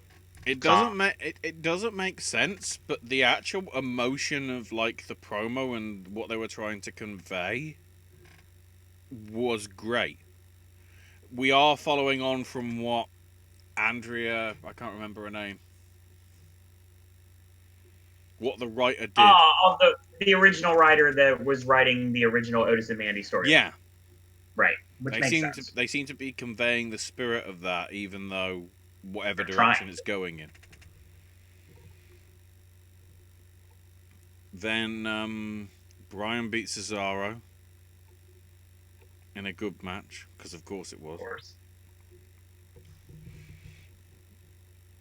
Then Elias was about to do a performance, but Corbin attacked him, smashed his hand with the scepter, and then after the adverts, hit him in with the throat with the scepter. And Elias he can't put pressure on his one hand because it's broken. He can't breathe or speak properly because of the scepter to the throat. And Corbin suddenly goes, "Have your guitar back," and he just smashes it over him. And I'm Garbage. like, Corbin only did this because he knew everybody got furloughed, so nobody was going to stop him.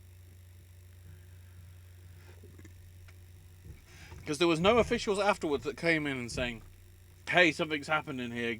Get the medics." It was just, he's dead. Why do I care about this storyline? Why is this still going on? It needs to end and end now. And then the swerve, which I didn't see coming, may be punishment for The Miz because he forced Name Redacted to not show up to wrestling anymore. The 4,000th title reign for the New Day? Well, 8. Same thing. 8-time champs. Feel the power. Big E behaving like he's on... When he rolled into the ring for the entrance at the start and he did like snow angels randomly in the ring. And then like being all creepy afterwards and everything. So are we starting to get the vibe that the hacker is Xavier Woods? Some people are making that as an option at this point.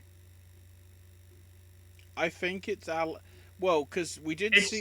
It should be Ali, which makes sense given we what's did see his going on. stuff, but the interesting thing is his thing was about tag teams. It switched from Otis and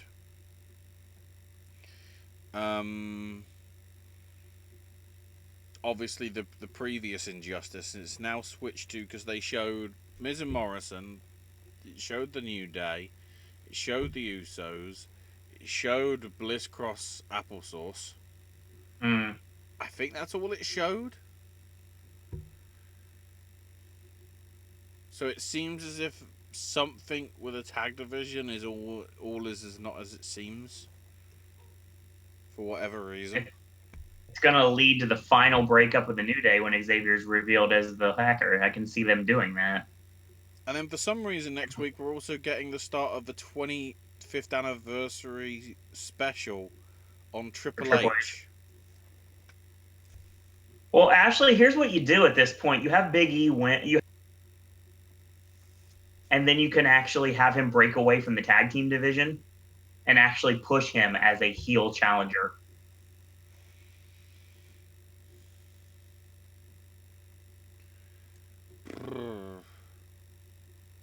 Big E and Braun Strowman would be interesting, and it's something that's fresh. if there's justice, Bray Wyatt needs to get that title back. Oh, Bray does need to get the Because title back for Bray sure. has been so loyal to them despite everything that happened with Goldberg that I just feel that they need to just I am one. Okay. just like press the reset button and imagine that nothing happened between Super Showdown and Money in the Bank. Here's what I was thinking, Ashley. Like, for example, if you're not going to talk about someone who is not on television any longer, and him getting the championship off of Braun is not the end game here, then why not make Braun a transitional champion? He doesn't need to be the champion anyway, and he shouldn't be the champion. So you might as well just give Bray back the title and let him run with it like he should. Well, he still hasn't. He still hasn't really had his sort of chance to get back at the IC title. He lost. No, He lost in the 3-on-1 match, and never really got sort of a chance to go at it again. Right. Which didn't really make sense. No. 205 Live was literally just a clip show. It was like, oh, great. 205 Live has already become a clip show. Mainly because, I don't know, both people that were working on it got fired. At least from what I remember. And then, of course, what matches do they show? WrestleMania 6, Hogan versus Warrior. Then,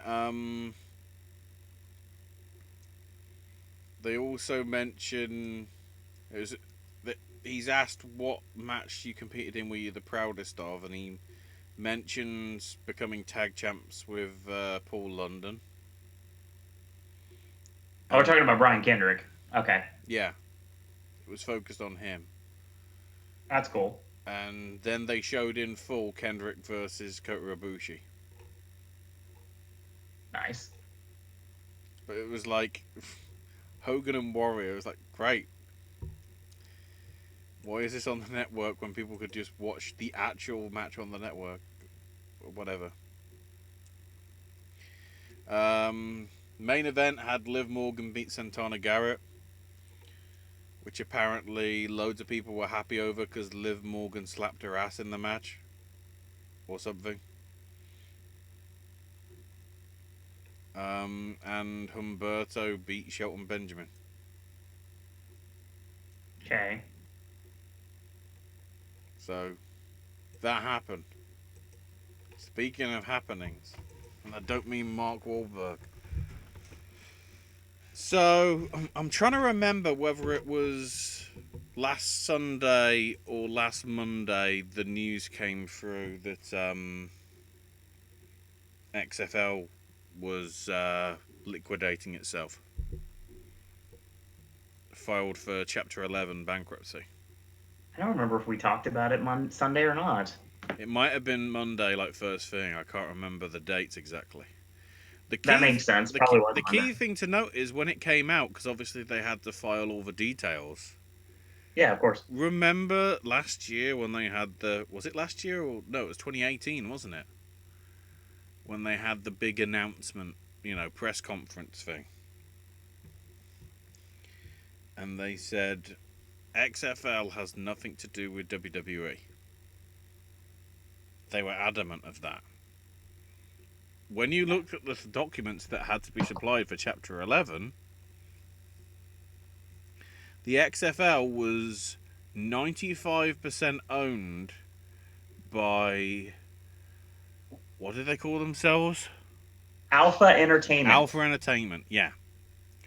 The other 5% was owned by WWE.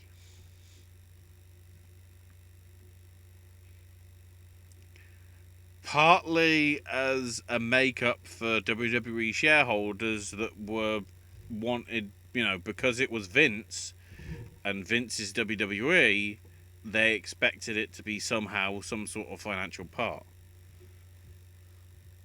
But they didn't make that really very public until afterwards. Right. So that goes down. Monday, Raw happens, everything seems okay. Then we get to Tuesday. And the big event of Tuesday was Dark Side of the Ring, Yes. focusing on Snuka and his.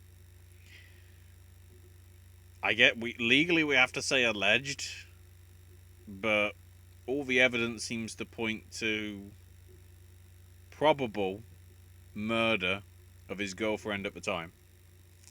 This is correct. Even more so now. Hmm. He never could be tried due to It's dementia. loss of sanity, basically. Yep. Won't be able to be sort of a what's the word I'm thinking for? Wouldn't be able to provide enough clarity with his stuff because of the dementia. He cannot be held accountable because of his state, his psychological state. Yeah. And then within weeks of that, he died anyway. Yep. So there was no closure for the family. But the documentary heavily implies Vince McMahon and WWE, or WWF as it was at the time, was quite considerably involved in the cover-up. Yeah, clearly. If you look at what was being said. I'm just covering the legal situation. If you look Snuka changing his story back and forth, like telling some people, yeah, she tripped while she was getting in the car. Oh, she's tripped in the shower. Oh, by the way, I may have knocked her over. It's like there's a lot of things not stirring the Kool-Aid in the whole situation. Everybody was told a different story. It probably helps that to cope with my isolation, I bought this.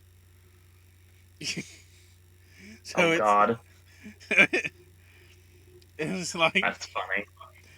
There's but like in that they only have like they're 40-minute episodes.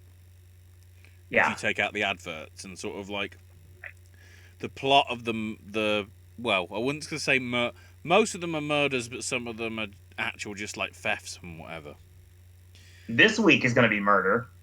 But the the evidence in there is presented in trying to find, the things that they say. Like the one of the thing is like, the watch was smashed, but how would the person know that the watch was smashed? Because nobody had seen the body, apart from obviously the person that did it, sort of thing.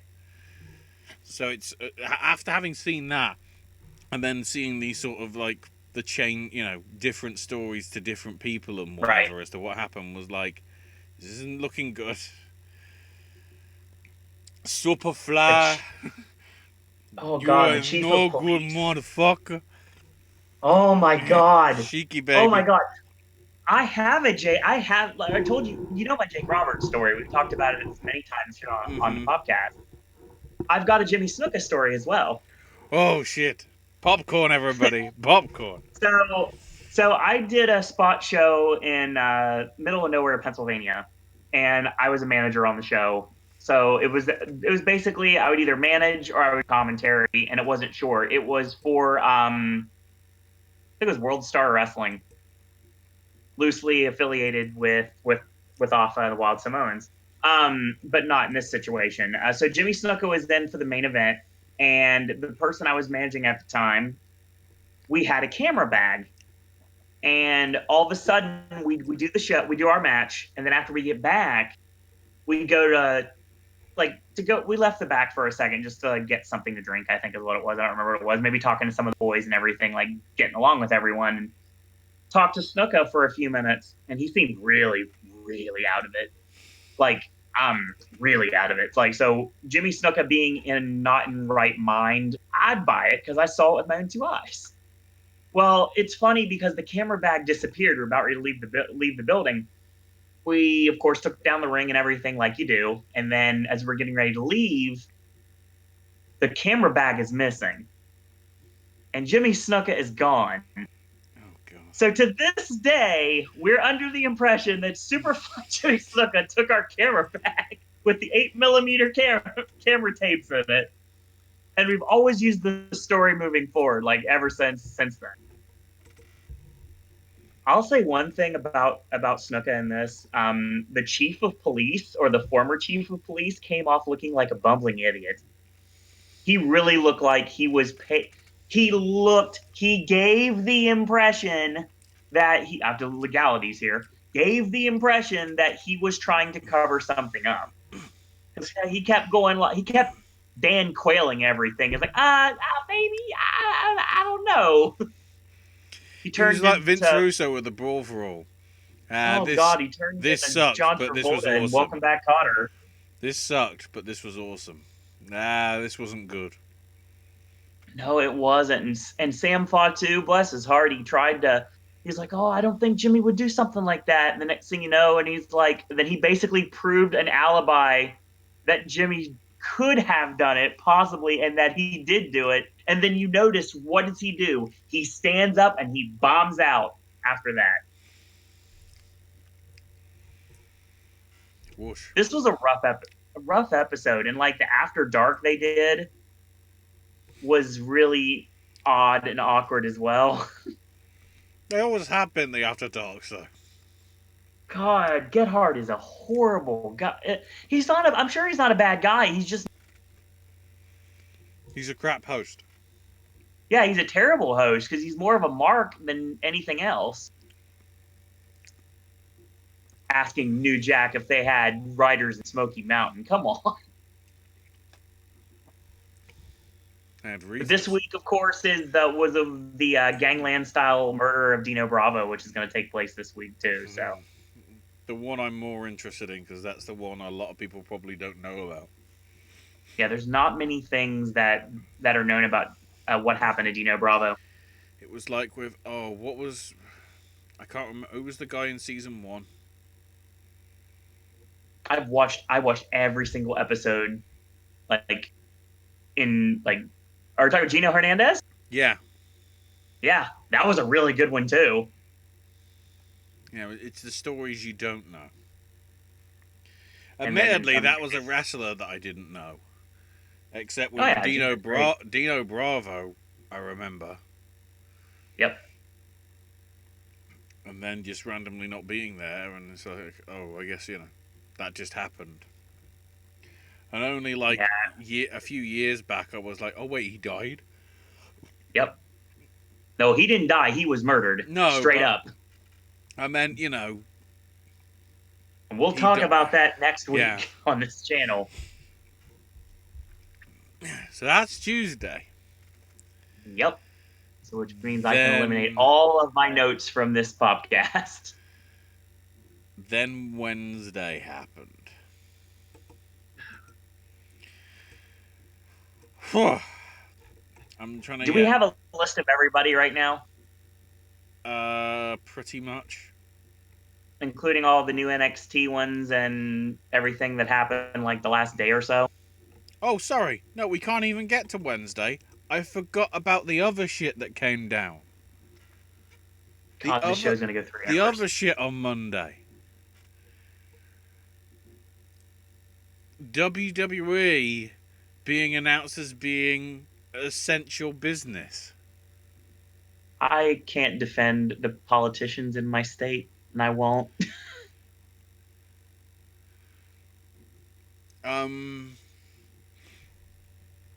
Being declared a special business, essential business. Essential. Yep. The police being told we're going to shut it down because of requests, but then our sheriff's office came in to try to get them to stop it. And then finding the governors, the governor of Florida. Oh, don't remind me. He's informing the guy from Orange County that it's essential business, which obviously then passes down to the sheriff's department and all that. It's like, and then that same day, the Super PAC, which is led by Linda McMahon, it's not actual WWE money. We think legally we can't say whether it's actually the money that Vince or Linda have, or whether it's money from other sources or whatever. Rumors and innuendo. But 18.5 million goes from said super PAC to the governor's campaign for re-election. Yep. And and the great thing is, when people start linking the two, the bloody message from the super PAC is political. This is Democrats trying to berate Donald Trump. It's got nothing to do with that man, which by chance it's brought up on the same day that Vince and bloody off his face Dana White are part of Oh dear Trump's God. quote economic revival group. Just a bunch of stupid people from sports that I don't care about. Because once sports are back, the entire economy will be back. Sports is Theme going parks. sports is going pretty fine at the minute in esports form. People seem to be enjoying it. Well, speaking of that, you were talking about esports, Ashley, and I will state that theme parks are more important than sports. The thing is, when it comes down to it, Black Label Pro is doing another Fire Pro show coming up soon. And those are more entertaining than some of the other stuff we're getting right now. I I can't defend this. So, I'm not gonna try. yeah. I'm trying to bring up the press release that WWE puts out Wednesday. Oh God. WWE today provided an update on measures taken by the company in response to the current impact of COVID-19 on the organisation. Due to Right. it and current government mandated impacts on WWE and the media business generally, the company went through an extensive evaluation of its operations over the past several weeks. This analysis resulted in the implementation of various short-term cost reductions and cash flow improvement actions, including reducing executive and board member compensation, decreasing operating expenses, cutting talent expenses, third-party staffing and consulting, and deferring spend on the build-out of the company's new headquarters in Connecticut for at least 6 months. Further details will be provided on Thursday, April the 23rd, when they report their first quarter 2020 results. The company's reduction. The key thing is the company's reduction in employee compensation and headcount will result in an estimated monthly saving of $4 million, along with cash flow improvement of $140 million, primarily from the deferral in spending on the company's new headquarters.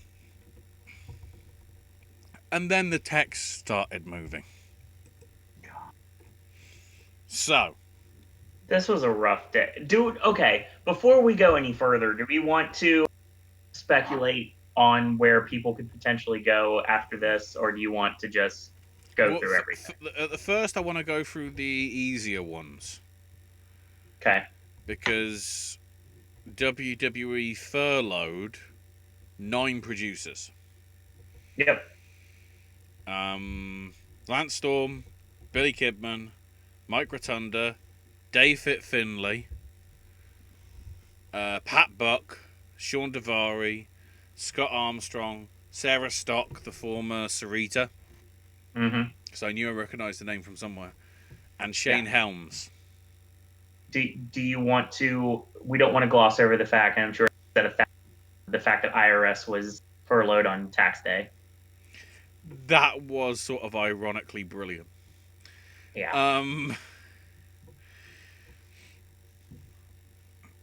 Oh, sorry, what would have been tax day? Yeah. Had it not being deferred, to later on in the year because of the circumstances and whatever. We also had have a quick. I'm trying to get the notes. The order's difficult because then it just starts coming rapid fire. Yeah, no, I was trying to get the. Hang on. There was an article about it, and I've probably. Where is it? That was it. The other furloughs being the NXT talent, well, no, sorry, not talent. The NXT trainer furloughs. Ace Steel, Serena Deeb, and Kendo Kashin. They all got furloughed as well. Then the important ones. Oh boy. I would argue. I think this is the full list. I'm pretty sure the first one. At least I want to get out of the way because of holy shit that video. Drake Maverick. God.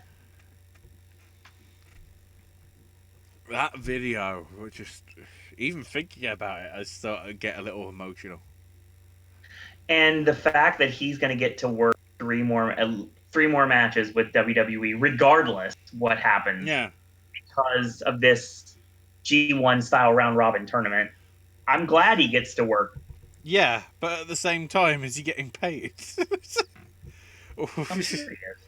I mean, hopefully. Like, My problem is then if he gets fired, how does he get back? I guess because of his visa, he'd have to, wouldn't he? I think isn't he living in Florida now? I don't know. I don't know if he's got a green card. I think he does. I think Impact got him a green card, and I think he's living. But I'm not. Okay, so it might be all right. Yeah, he's doing stuff with EC3 right now, which I want to talk about that a little bit too. Promo is fantastic. This seems to be the order that at least I'm seeing, so we'll go with this one that I've got off the Observer. Next was Kurt Hawkins. That sucked. Interesting little blog that his wife put up. I was getting ready to talk about that, yeah. Regarding what it means for them. Then, I still love the fact that the next two guys, their last time you ever saw them on WWE was in the main event of WrestleMania. They got Muhammad Hassan. That wasn't even the main event of SummerSlam, though, was it? It was supposed to be. Oh, it wasn't. That's what I'm saying. It was the main event of the B pay-per-view beforehand. Anderson and Gallows, who within hours set up the Talking Shop Patreon. And are dropping some good stuff. Yeah, they want to bring. The thing is, they want to bring back Southpaw. A lot of the reasons people like Southpaw are not with the company anymore. That's a point. Yep, most people aren't talking about that. Chad Too Bad and Tex Ferguson are gone. The only problem is the only positive thing is that means Sex Ferguson can come back. Hell he already has. Yeah. Live 5 with the Major Wrestling Figure podcast. Oh right, yeah, he was part of that. Ferguson. Yep. We'll talk about everybody's where they could potentially end up after we get through the actual list, but. Well, no, it was good because I was going to touch on Anderson's video about America and then Tokyo, Japan, and Machine Gun. So I was like, clearly the door's open. Yeah, Billy's mentioning the fact that AJ Styles, pretty much that he let his brothers down. Then we had EC3. God. Which was inevitable. Finally. And at the same time, I really like his seemingly unhinged mental problem style gimmick that he's got going now. I love this, and I think him and Spud back together in any promotion is going to be gold. Although, does anybody notice the irony that Braun Strowman's best friends, weeks after he's saying, "Oh, why don't you get a better job?" His best friends now have no job. Yeah. Thanks, Meat Castle. Then we had Leo Rush, who I think he'd be sorted to go a lot of places in honesty because of his age. Oh God, yes, he's definitely going to have a nice run of the Indies. Honestly, Leo Rush and Impact would be a good idea at this point. Hmm. I could And see if we're him. not, I could see him doing it. I could see him doing like a proper sort of, depending how he wanted to work, doing a proper run on the Indies out of like PWG. If oh, none, totally. if none of them want to, I also want to bring up real quick if we're going to be going through them one by one. Apparently, that's what we're going to do now. Yeah. With Hawkins and with Brian Myers, he's definitely going to go back to training with Pat Buck at Create a Pro. I could see that happening. I could honestly see him working the Indies for a while. Probably do a lot of Northeast wrestling shows, and I think him and Zach will end up back together in AEW. I won't go that far, but I certainly think they'll tag together. Oh, they'll tag in the Indies for Yeah. sure. I can honestly see Ryder, well, in this case, Matt Cardona, Brian Myers, and Smart Mark Sterling as a team in a trios tournament somewhere down the line when it happens again. Possibly. I could easily see that happening. Eric Young. Welcome back to Impact. The North is bringing you. I'm getting to the point where I don't know whether he probably will go back to Impact, but I don't know whether it'll be on screen. I think He I could be a think very good producer. I think what he'll do, Ashley, I think we do Eric Young and Petey Williams against the North. So we do Team Canada versus the North, and after the North wins, I think we see Eric Young transition to a backstage role. Yeah, so certainly a That makes the possibility. most sense. Makes the most sense to me. But I think Eric Young he'll do decent like in Super Indies as well. In the meantime, Then the last time we saw this guy, he was giving such a hopeful, positive message to Drew McIntyre about McIntyre's passed away mom. And that is I Got Kids Heath Slater, who immediately had T-shirt of the week by changing I Got Kids to I Got Fired. got fired. I don't see. I want to buy that. Do it. It doesn't look good wearing a shirt that says "I got fired" on it, because then people are going to read it the wrong way. The thing is, Then just Keith wear it inside on video for weekly shows. probably Keith will do. He's a really good hand in the ring. He's very talented. I really think he's going to do well in the Indies as well. Honestly, all of anybody attached to the Major Wrestling Figure podcast, I think, is going to do really well in the Indies and lead to a much bigger deal down the line. Heath would work really well. I would honestly like to see Heath work in Impact because I'd like to see what he would do with like Johnny Swinger and like that storyline. I think that would be interesting. See, the thing that it's a shame you wouldn't be able to wear it because of your costumes for Halloween Horror Nights or something. But something This is true. if you were to be a zombie again, I don't think I'll be a zombie again, but I'll be something. but I'm saying if it was like that, you could have the shirt, and that's what you sort of having to sort of walk home because you got fired is what led you to getting attacked and turned into a zombie. That's funny. Or something like that. Casting would hate that, but that's funny. Honestly, if things were going on right now the way they were, I honestly think Heath would do really well in MLW.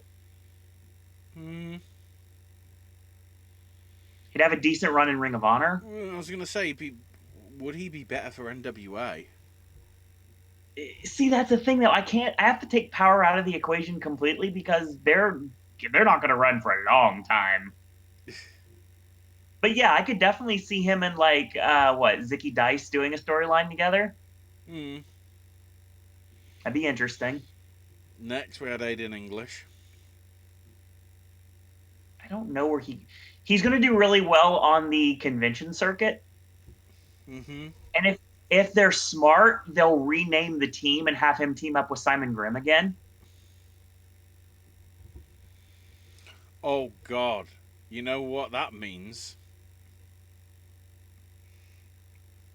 That means there'll be an MLW. No, old time wrestling. Oh, I can totally see that. Oh, Have without a question, old time wrestling. have knockoff Ford villains just be part of the gimmick that's basically theirs. Have them work with Dasher and my boy Jock Sampson. Judge, oh, I can't remember what Ricky Shane Page was called. Justice something. Can't remember. Call me I Kurt can't wait Angle. till God. I can't wait till GCW Call returns. me Kurt Continue. Angle. Call me Kurt Angle. Leo Rush will be in GCW as well. I can see that too. Honestly, him and Janela in GCW would be priceless. Kurt will just be doing the rounds on the conventions, obviously. He would be a good backstage producer for AEW if he would be able to do maybe 2 or 3 more matches. Otherwise, I don't think I would put the money down for it because he's going to cost a bit. Then the first of the oof ones for me, Sarah Logan. If you've been watching this channel for the And longest time, I might as well stick in here as well. No Way Jose. These were the two most oof for me because it's like these two literally wrestled less than 48 hours before and then found out, yeah, we're letting you go. they could still do vaudevillains without the mustaches, Billy. No, and they don't have to be the vaudevillains. They can just be. They could just grow their facial hair out. Everybody knows that's been watching this for the longest time knows how big of a mark of Crazy Mary Dobson I have always been. I said she needed to be Sister Abigail, which would have been a great idea. No. And then she ends up on the main roster, and then just like all the stuff she did, they really, really, really did not utilize her properly. She'd be really good for Women of Honor. Considering, I want her in the AEW women's division. I would say NWA as well because her and Allison Kay could put Oh on a yeah, hell of a match. Or God, yes. Can't remember. Is it? I'm trying to remember. It's Thunder Rosa, isn't it? It's Yeah. champion at the minute. I could see something And there certainly happening. honestly, Ashley, I could see her going and doing some stuff with Game Changer as well. Maybe doing stuff like bar wrestling. I could see that potentially. A lot of like ICW stuff. Pretty much anything on independent wrestling TV, I could Sarah doing things on. Then the other oof, Mike Chioda. Hold on. First off, No Way Jose. Let's talk about No Way Jose real quick. No Way Jose. Yeah, of course.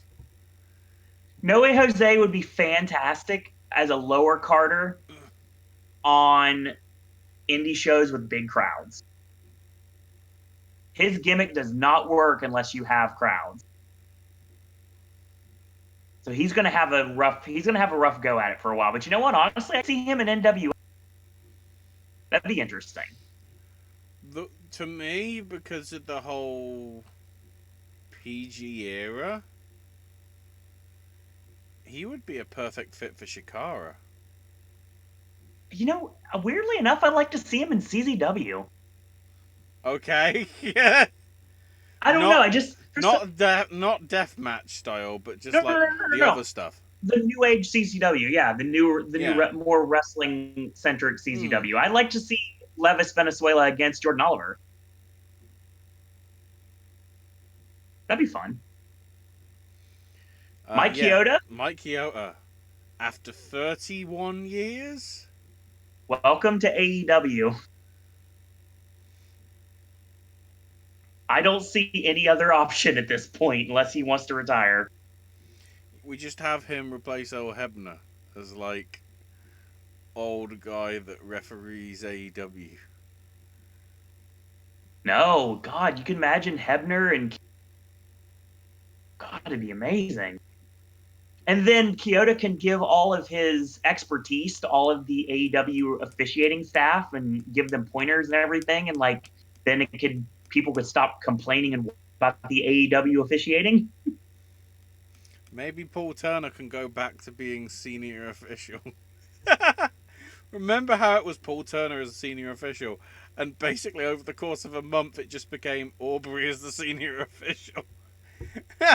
Hey, Aubrey's no joke, Ashley. She's one of the only I know, referees but right now. what I'm saying is she went from being like one of the crew of referees to To the being referee. the one that they want to be the sort of the figurehead, to be the Kyoto, to be the Hebner, to Yeah, be the her and John Paul Turner are Cone. the only ones that are getting any ref work because everybody else is not able to. Bryce is still doing the Being Elite compound shows. As is Knox. Exactly, which makes sense because they're all from SoCal. Mm-hmm. Which I found out you don't call it SoCal, you just call it Southern California. Thanks, Twitter. I call it SoCo because it's sort of like Southern Comfort. The Next. alcohol. Speaking of alcohol. Eric.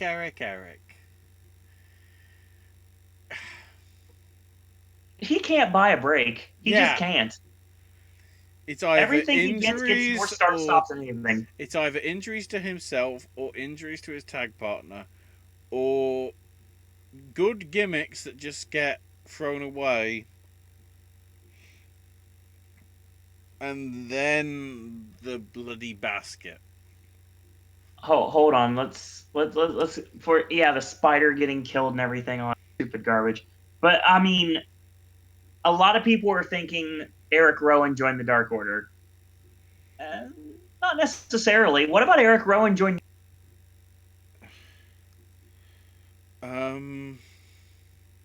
He'd be an interesting fit on that roster. I'm trying to think of Ring of Honor would be good. MLW would be good. Japan. Yeah, that's why I said New Japan. I can honestly see it happening. I didn't hear that because I think the call broke up for that little bit. Have him be like the New Japan replacement for Lance Archer. Lance Archer. Yeah. Exactly. That's exactly what I was thinking. If they push him correctly, he could be the new Lance Archer. And then when he comes back to America, they're going to really regret it. In AEW, the only thing I can think of which wouldn't make sense because then the name has to change is Death Triangle. Maybe. Because Hager is the quote-unquote big guy for Inner Circle. Luchasaurus and Wardlow is the big one for ML. Luchasaurus is the big guy for Jurassic Express. Wardlow's the big guy for MJF if you wanted to turn that somehow into a stable. Yeah, because he'd have been a great heater for Brody Lee's obviously the big guy for Dark Order. So you're looking for somebody, even if it's as a face, but somebody to sort of be the big, menacing sort of guy you don't want to mess with. But I don't know whether there's any spots.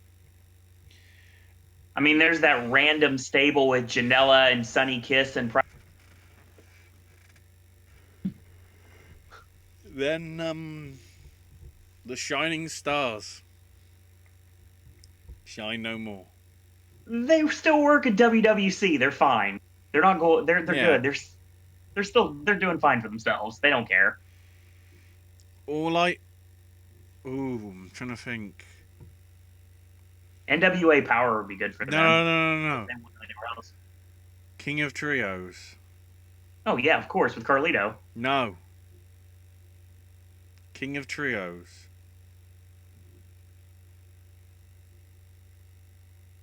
Myers, Cardoza, Swoggle, Primo, Epico, Masquerita Sagrada, aka El Torito. Oh, that would be. I don't think that's going to be a King of Trios match. I think that'd be a match that someone needs to book, though. Yeah. Brett Lauderdale, Joey Janela, make this happen.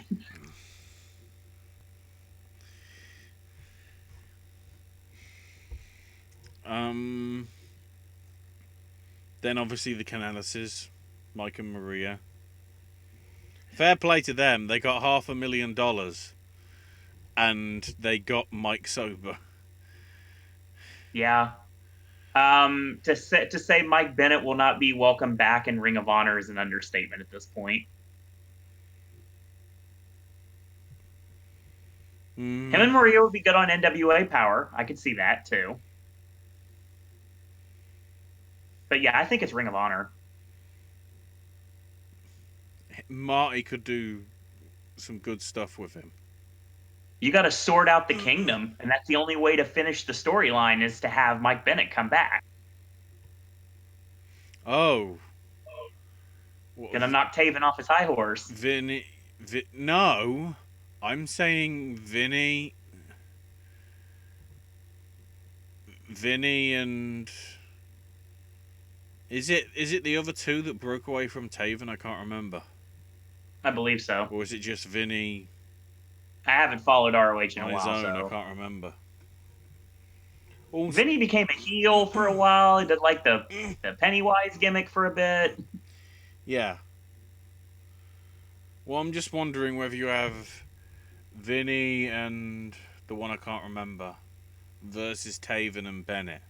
You know, the old kingdom reuniting. Oh, I mean like the Midnight Express versus the Midnight Express? I could see that. Yeah, new Midnight Express, yeah. I wouldn't have a problem with that if that's what... I'd be, but easily, Mike and Maria are going to go back. Honestly, they could go to Impact as well. That'd be interesting. We sort of already covered Zach to some extent. AEW. Yeah. Well, no, I think AEW is the answer for the final contestant, Rusev. Oh no, I think Zach's is one of the main. Matt Cardona is going to be. I'd say Rusev would be good. Hell, Miroslav Day is going to be a thing.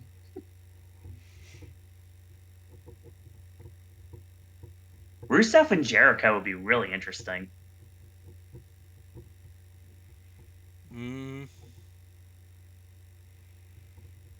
Because you're going to want to cheer him right away. So if you don't want to turn him immediately, he's got to be a babyface. Yeah.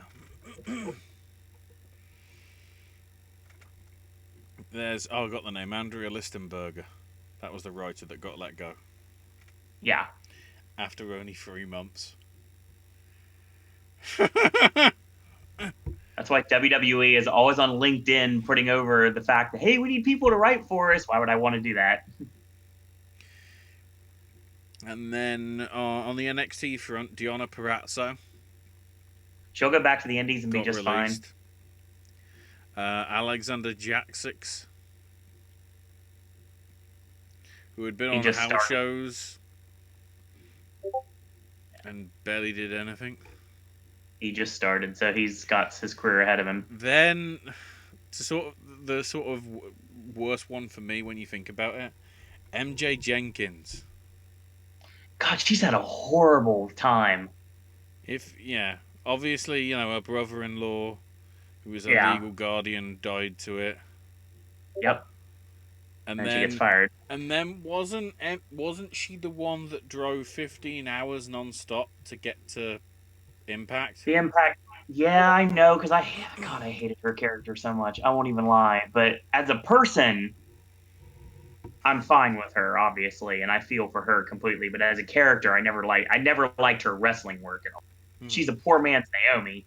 But the thing is, it's like I feel for her personally right now, because to not only lose a family member and then get fired on top of it after literally taking your last dollar you have to your name to drive back and forth in order to make the town, that's bad. Honestly, I think she'll do well in the Indies decently. Like she won't be a major name, but I can see her as on the bottom of the poster, like also including blah, blah, blah, blah, blah. Mm-hmm.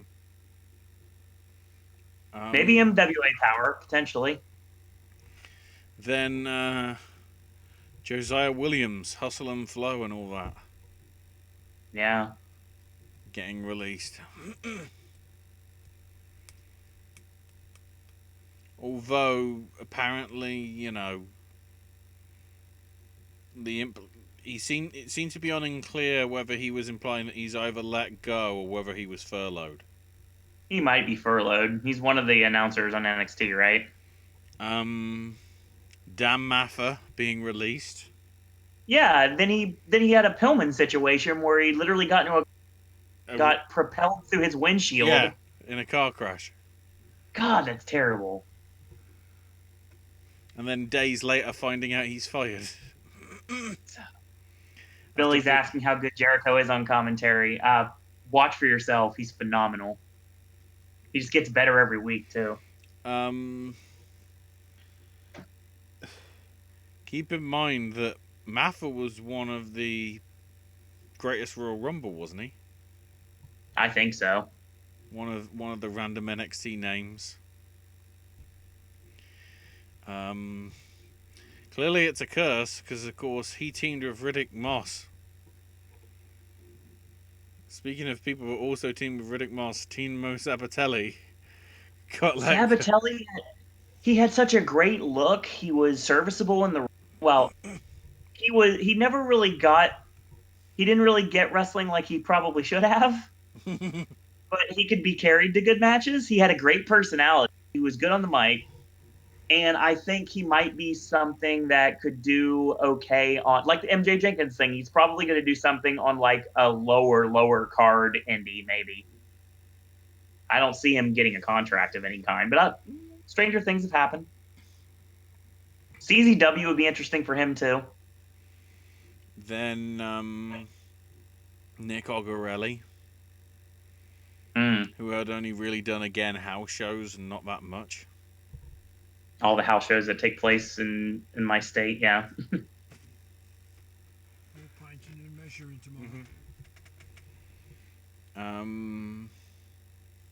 Tainara Conti.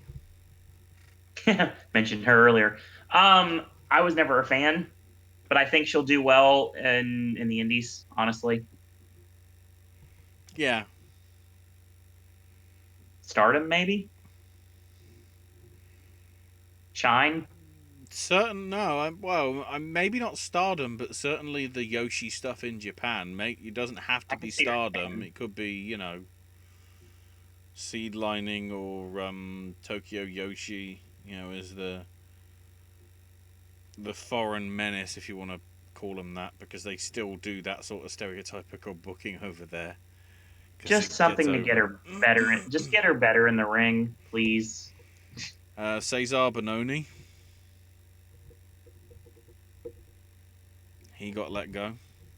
It'll be fine. And then Mars Wang, who I think was another house. I think he only was recently signed somewhat, wasn't he? I think. I don't even remember the name, so probably. Back when we were not doing the show. Was it Wet? Let me see if I can get the details about him. Real quick, while you're doing that, Brian, welcome the wrestling chat. He says he finished his Oscar movie marathon and his ranking for picture: number 1, Jojo Rabbit; number 2, Little Women; number 3, Ford versus Ferrari; 4, The Irishman; 5, Joker; 6, Marriage Story; 7, Parasite; 8, 1917; and 9, Once Upon a Time in Hollywood. Brian, you're not allowed to be on this show anymore. Your opinion does not matter any further. March 2018. Oh dear was God, his that's first bad. house show match to No Way Jose. That was Mars Wang. I think by the looks of it, he was brought in as part of the whole, you know, new talent initiative. Well, the Chinese pickups and stuff. Horrible stuff. He said he considered Hollywood 1917 and Parasite to be overrated. Out of that, the only thing that's overrated is 1917. No, AJ will not like what you said, and I will inform him. Don't worry, Brian. It's okay. But yeah, we do appreciate you coming in and chatting with us for a few minutes. I don't know how big of a wrestling fan you are, but thank you for being here tonight. And don't worry, a couple more months, we're going to be back at 4 more months. I don't know how the hell we're going to be doing that at this rate. 4 more months, we're going to be talking about all the latest movies on Netflix. and Hulu that are going to compete for the 2000 Yeah. awards. God, it's literally gonna be a case of Trolls is gonna be the only animated movie. So Trolls wins by default. Trolls Like, versus oh no, Onward for the title. I guess Scoob could challenge it, couldn't it? If that gets a digital release, I don't even know what's happening with that. We're not there yet. We'll get there in 4 months. A little bit of time left. Next. We also had. I'll go through these because I'm pretty sure most of these were hires that only did house show stuff. Rocky Yes. Yafeng, Marcos Gomez, Edgar Lopez, Faisal Kurdi, Hussein Aldegal, and Mohammed Abdel Fattah all got released. Apparently, Faisal Kurdi was released 2 months ago, but they only just noticed. Well, people So were made basically, aware. This guy's Milton Wadhams now. They fired him years ago, but he's still here with the Swingline Stapler. He went in February, but it's only noted. Yeah, he isn't there anymore now.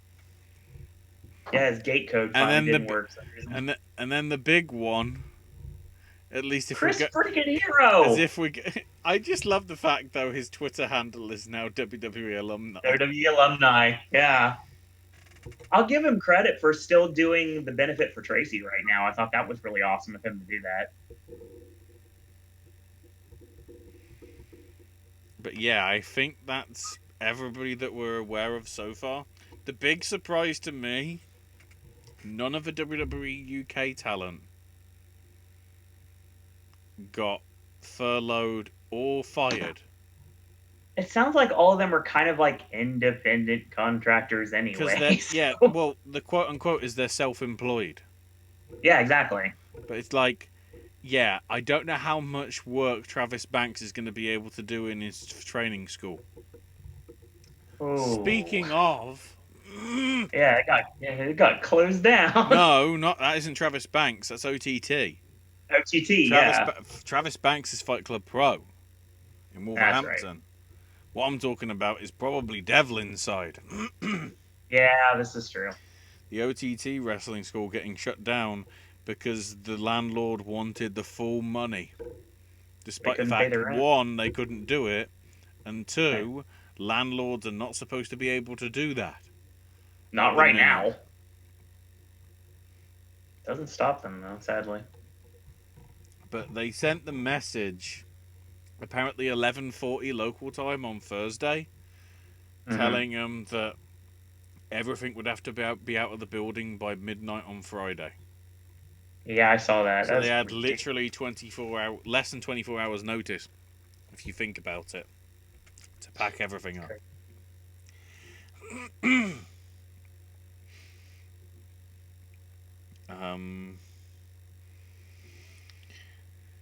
And then we get to the taping situation. Oh boy. So, they kept saying it's going to be live because we have contracts. All the shows now have to be live every week. Right. Within days of this, all of a sudden, we have a revised schedule coming out. Yep. Kind of. All this coming week, starting tomorrow, 4/20. Yep. All of it's going to be live. So Raw's live, NXT's live, SmackDown's live. Yep. However, the week after. Next Saturday, the 25th, they'll be taping the last 2 SmackDowns before Money in the Bank. On Monday, they'll tape the Raw to air a few hours later, as well as the Raw to air the following week.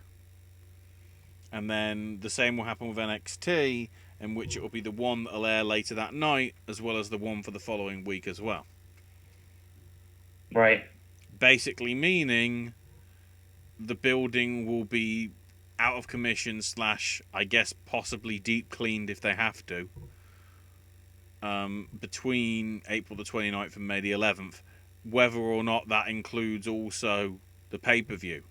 The pay-per-view might be a separate thing, which they might be able to do, Obviously the Money in the Bank matches could be filmed whenever at Stamford, but I'm just wondering whether the rest of the card could take place as part of like a live broadcast from the Performance Centre on the Sunday.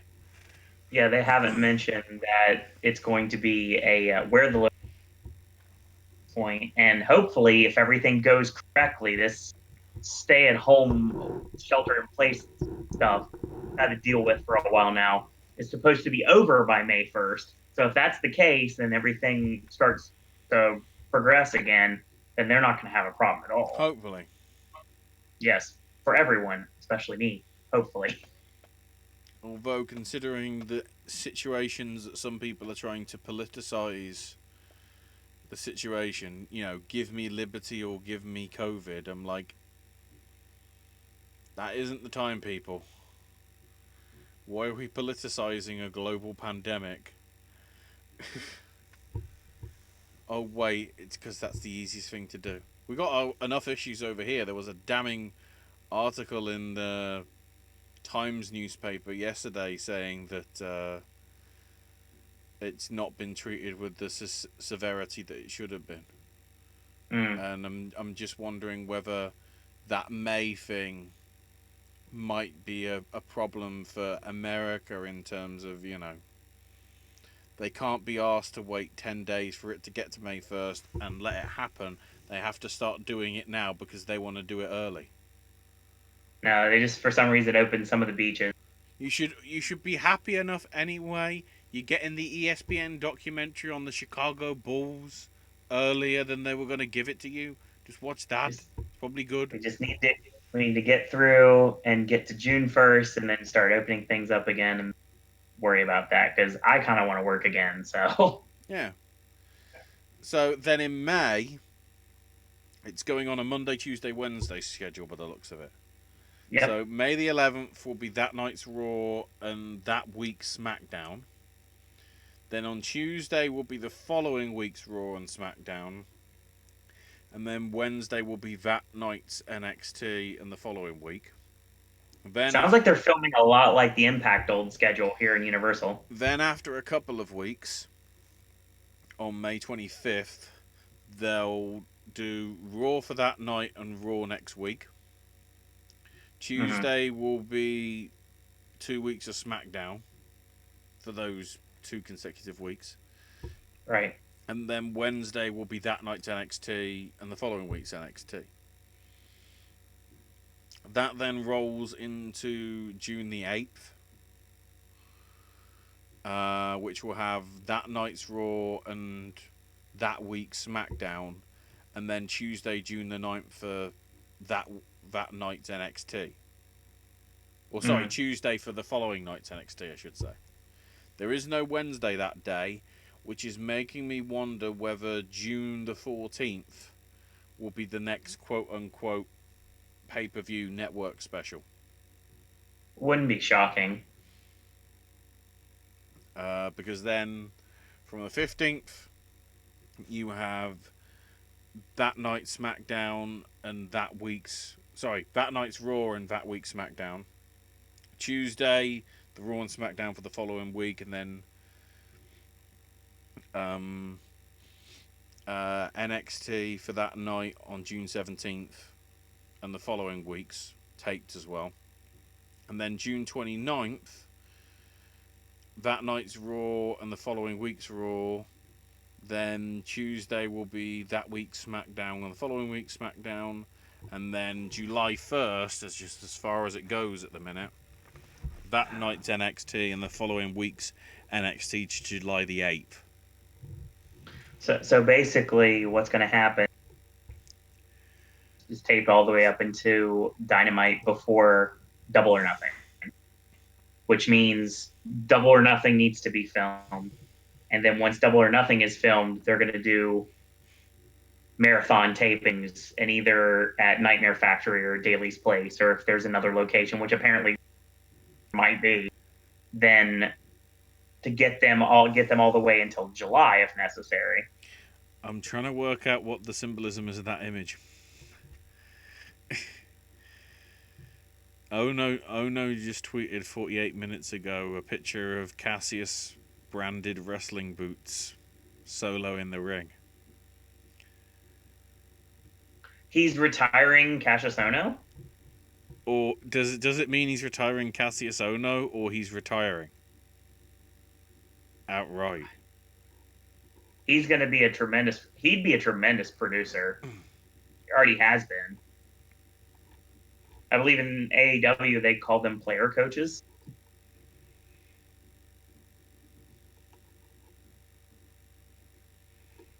I'd love to see Hero in AEW. I really would, without a doubt.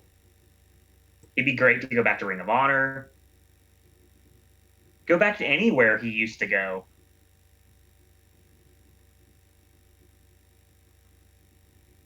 Mm-hmm.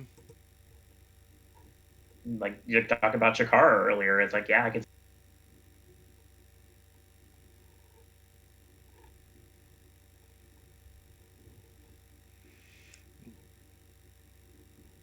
God damn it, AEW tweeting high cash to some kid that's, a fan of AEW. And of course bloody Cash Wheeler responds, "Hey Cody." That's great. Of course he Yeah. did. So the other little bits I wanted to mention as well, that what I'm trying to say is WWE looks like a fucking mess, and for some reason the stock price is up. Did you know that recently that's funny because you mentioned about stock prices. Netflix was actually more monetarily worth more than the Walt Disney Company until just recently, and now Disney's back on top again. So it's like interesting to see how things have changed a lot. Mm-hmm. So Noah had another empty arena show Yep. where a couple of, I think the junior title and the tag titles changed hands, from what I vaguely remember. Most of the shows won't be happening though, because there does seem to be a second wave of the virus affecting Japan. So it looks like that'll be on hold. There was a big old meeting where I heard about this. where Yeah. the wrestling companies were like, "We aren't coming back until everybody is safe and it's clear to do so." It wasn't like we need to be an essential business minister. Then again, of course, the minister is a former wrestler in Japan, so Is correct. not Inoki, another one. I can't remember the name off the top of my head.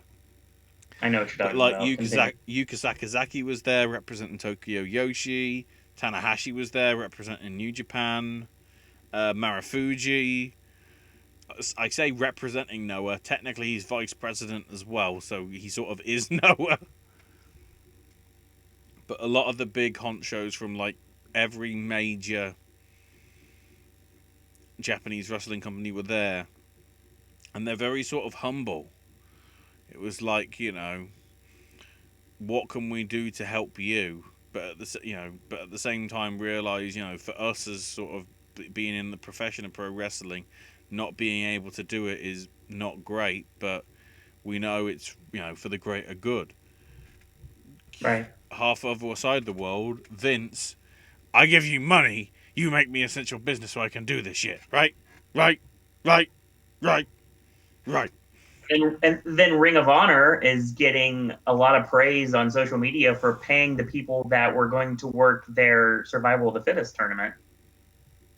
Yeah, well, paying all their people how much They're they paying would be everybody, paid, whether they worked or even though they're not. not doing shows, Yep. and even the ones that aren't even under contract.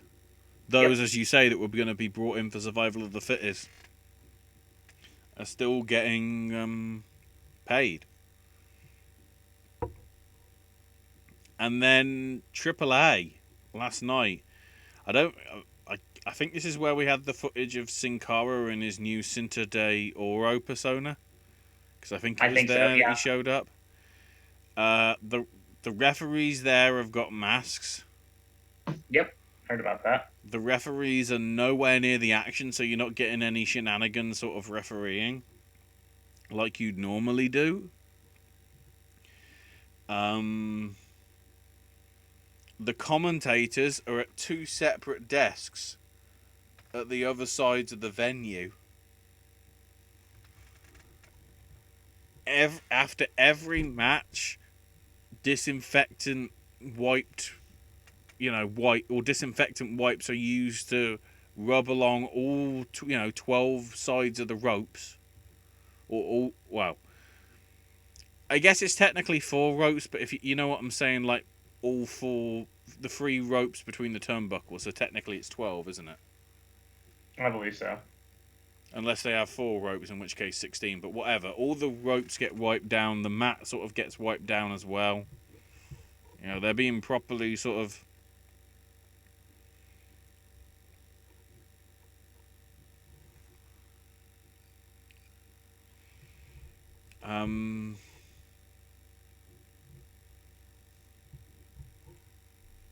it's interesting.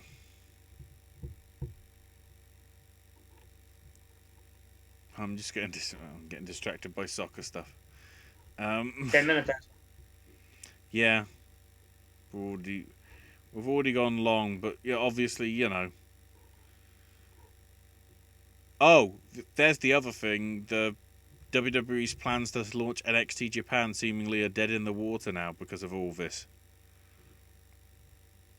Especially because the other promotions are basically sort of are willing to group together to make sure that nobody can sort of try and get involved and try and do stupid shit. I don't think there's anything else that's come in of importance while we've been here, other than that Cassius Ohno stuff. I mean, you're basically, to me, I feel like it's, and then he's going back to Chris Hero. But yeah, I'm if he guessing is so. retiring, I think that's what it is, honestly. Just because of the Cassius bit is on the the boots. Yeah. That to me is what I'm implying. But I don't know. He could go, like, Hero could go anywhere. Honestly, he'd be great back in Ring of Honor. I mean, like, I think he'd be great in AEW. I think he'd be great going back anywhere. Really, he could give back to so many locker rooms with his expertise.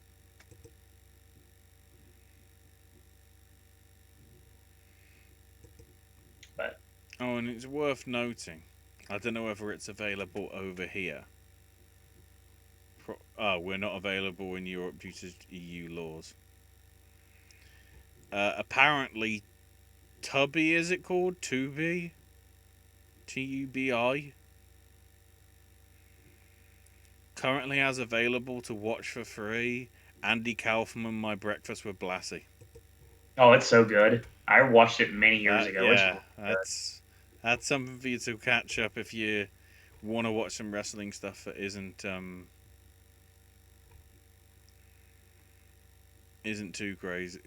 Isn't too sort of isn't the main event. That's what I'm trying to say. Once again, I've been binging the Major Wrestling Figure podcast constantly. So I've been listening to a lot lately, and still the godfathers of podcasting, Big Daddy Donnie, Danny O, and Notorious TID, Chris Tidwell. I'm still listening to them. They're doing a show every week. And it's weird, even with all this stuff that's happened. A couple of my old Disney friends actually got the band back together the other night, and there was a good old-fashioned Disney podcast, just like back in the old days. So that was nice. Mm-hmm. So yeah, that's our show. That's all for this time. We won't go 3 hours next week, folks. Well, yeah, because hopefully there won't be another mass exodus. So that's gonna be your show.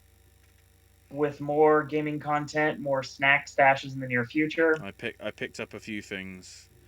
Thankfully, Easter Easter clearance stuff means I've got some Easter stuff that probably needs to be done soon. I literally have 5 Sip It snacks left. That's all I've got right now. And obviously with the gaming stuff, I can get that. I can actually capture stuff and play games. Maybe. Although I'm only limited to Steam stuff because I don't have sort of capture devices for sort of PS4s and whatever. We're Stephen King crazy here on Popcast Network once again. AJ's got more of our new series, which apparently is sweeping the nation so much that people are ripping it off now. And that's going to be Stephen King short stories on screen. So the Night Flyer came out recently, and we also have one that's coming out probably tomorrow. And there might be a retrospective on the extended version of Doctor Sleep, the new one. So we'll probably be doing that soon. And on Tuesday, a very special versus for a very special reason. So yeah, we're going to be doing that on Tuesday. And then more AJ content going to bring you into the week. We've got more reviews coming eventually. Don't know when that's going to happen there. Billy, real quick on chat, said, I met Hero in 2014 at WrestleCon, among other people. I was there as last matches for NWA West Virginia, Ohio. He actually worked, the ring got broken in a match. And because the ring got broken, they had to do a 4-way hardcore match. And Chris Hero was called the wife beater back then. So yeah, I know all about Chris Hero, and I've actually met him a couple of times. Best nice thing I can think of if you do want wrestling matches, I just noticed it. Somehow I found IWTV. Somehow I found it via somebody that tweeted it. Tiger Driver 9X has put a playlist on YouTube of a lot of Chris Hero stuff. Oh, nice. Including the 70 or 80-minute punk match.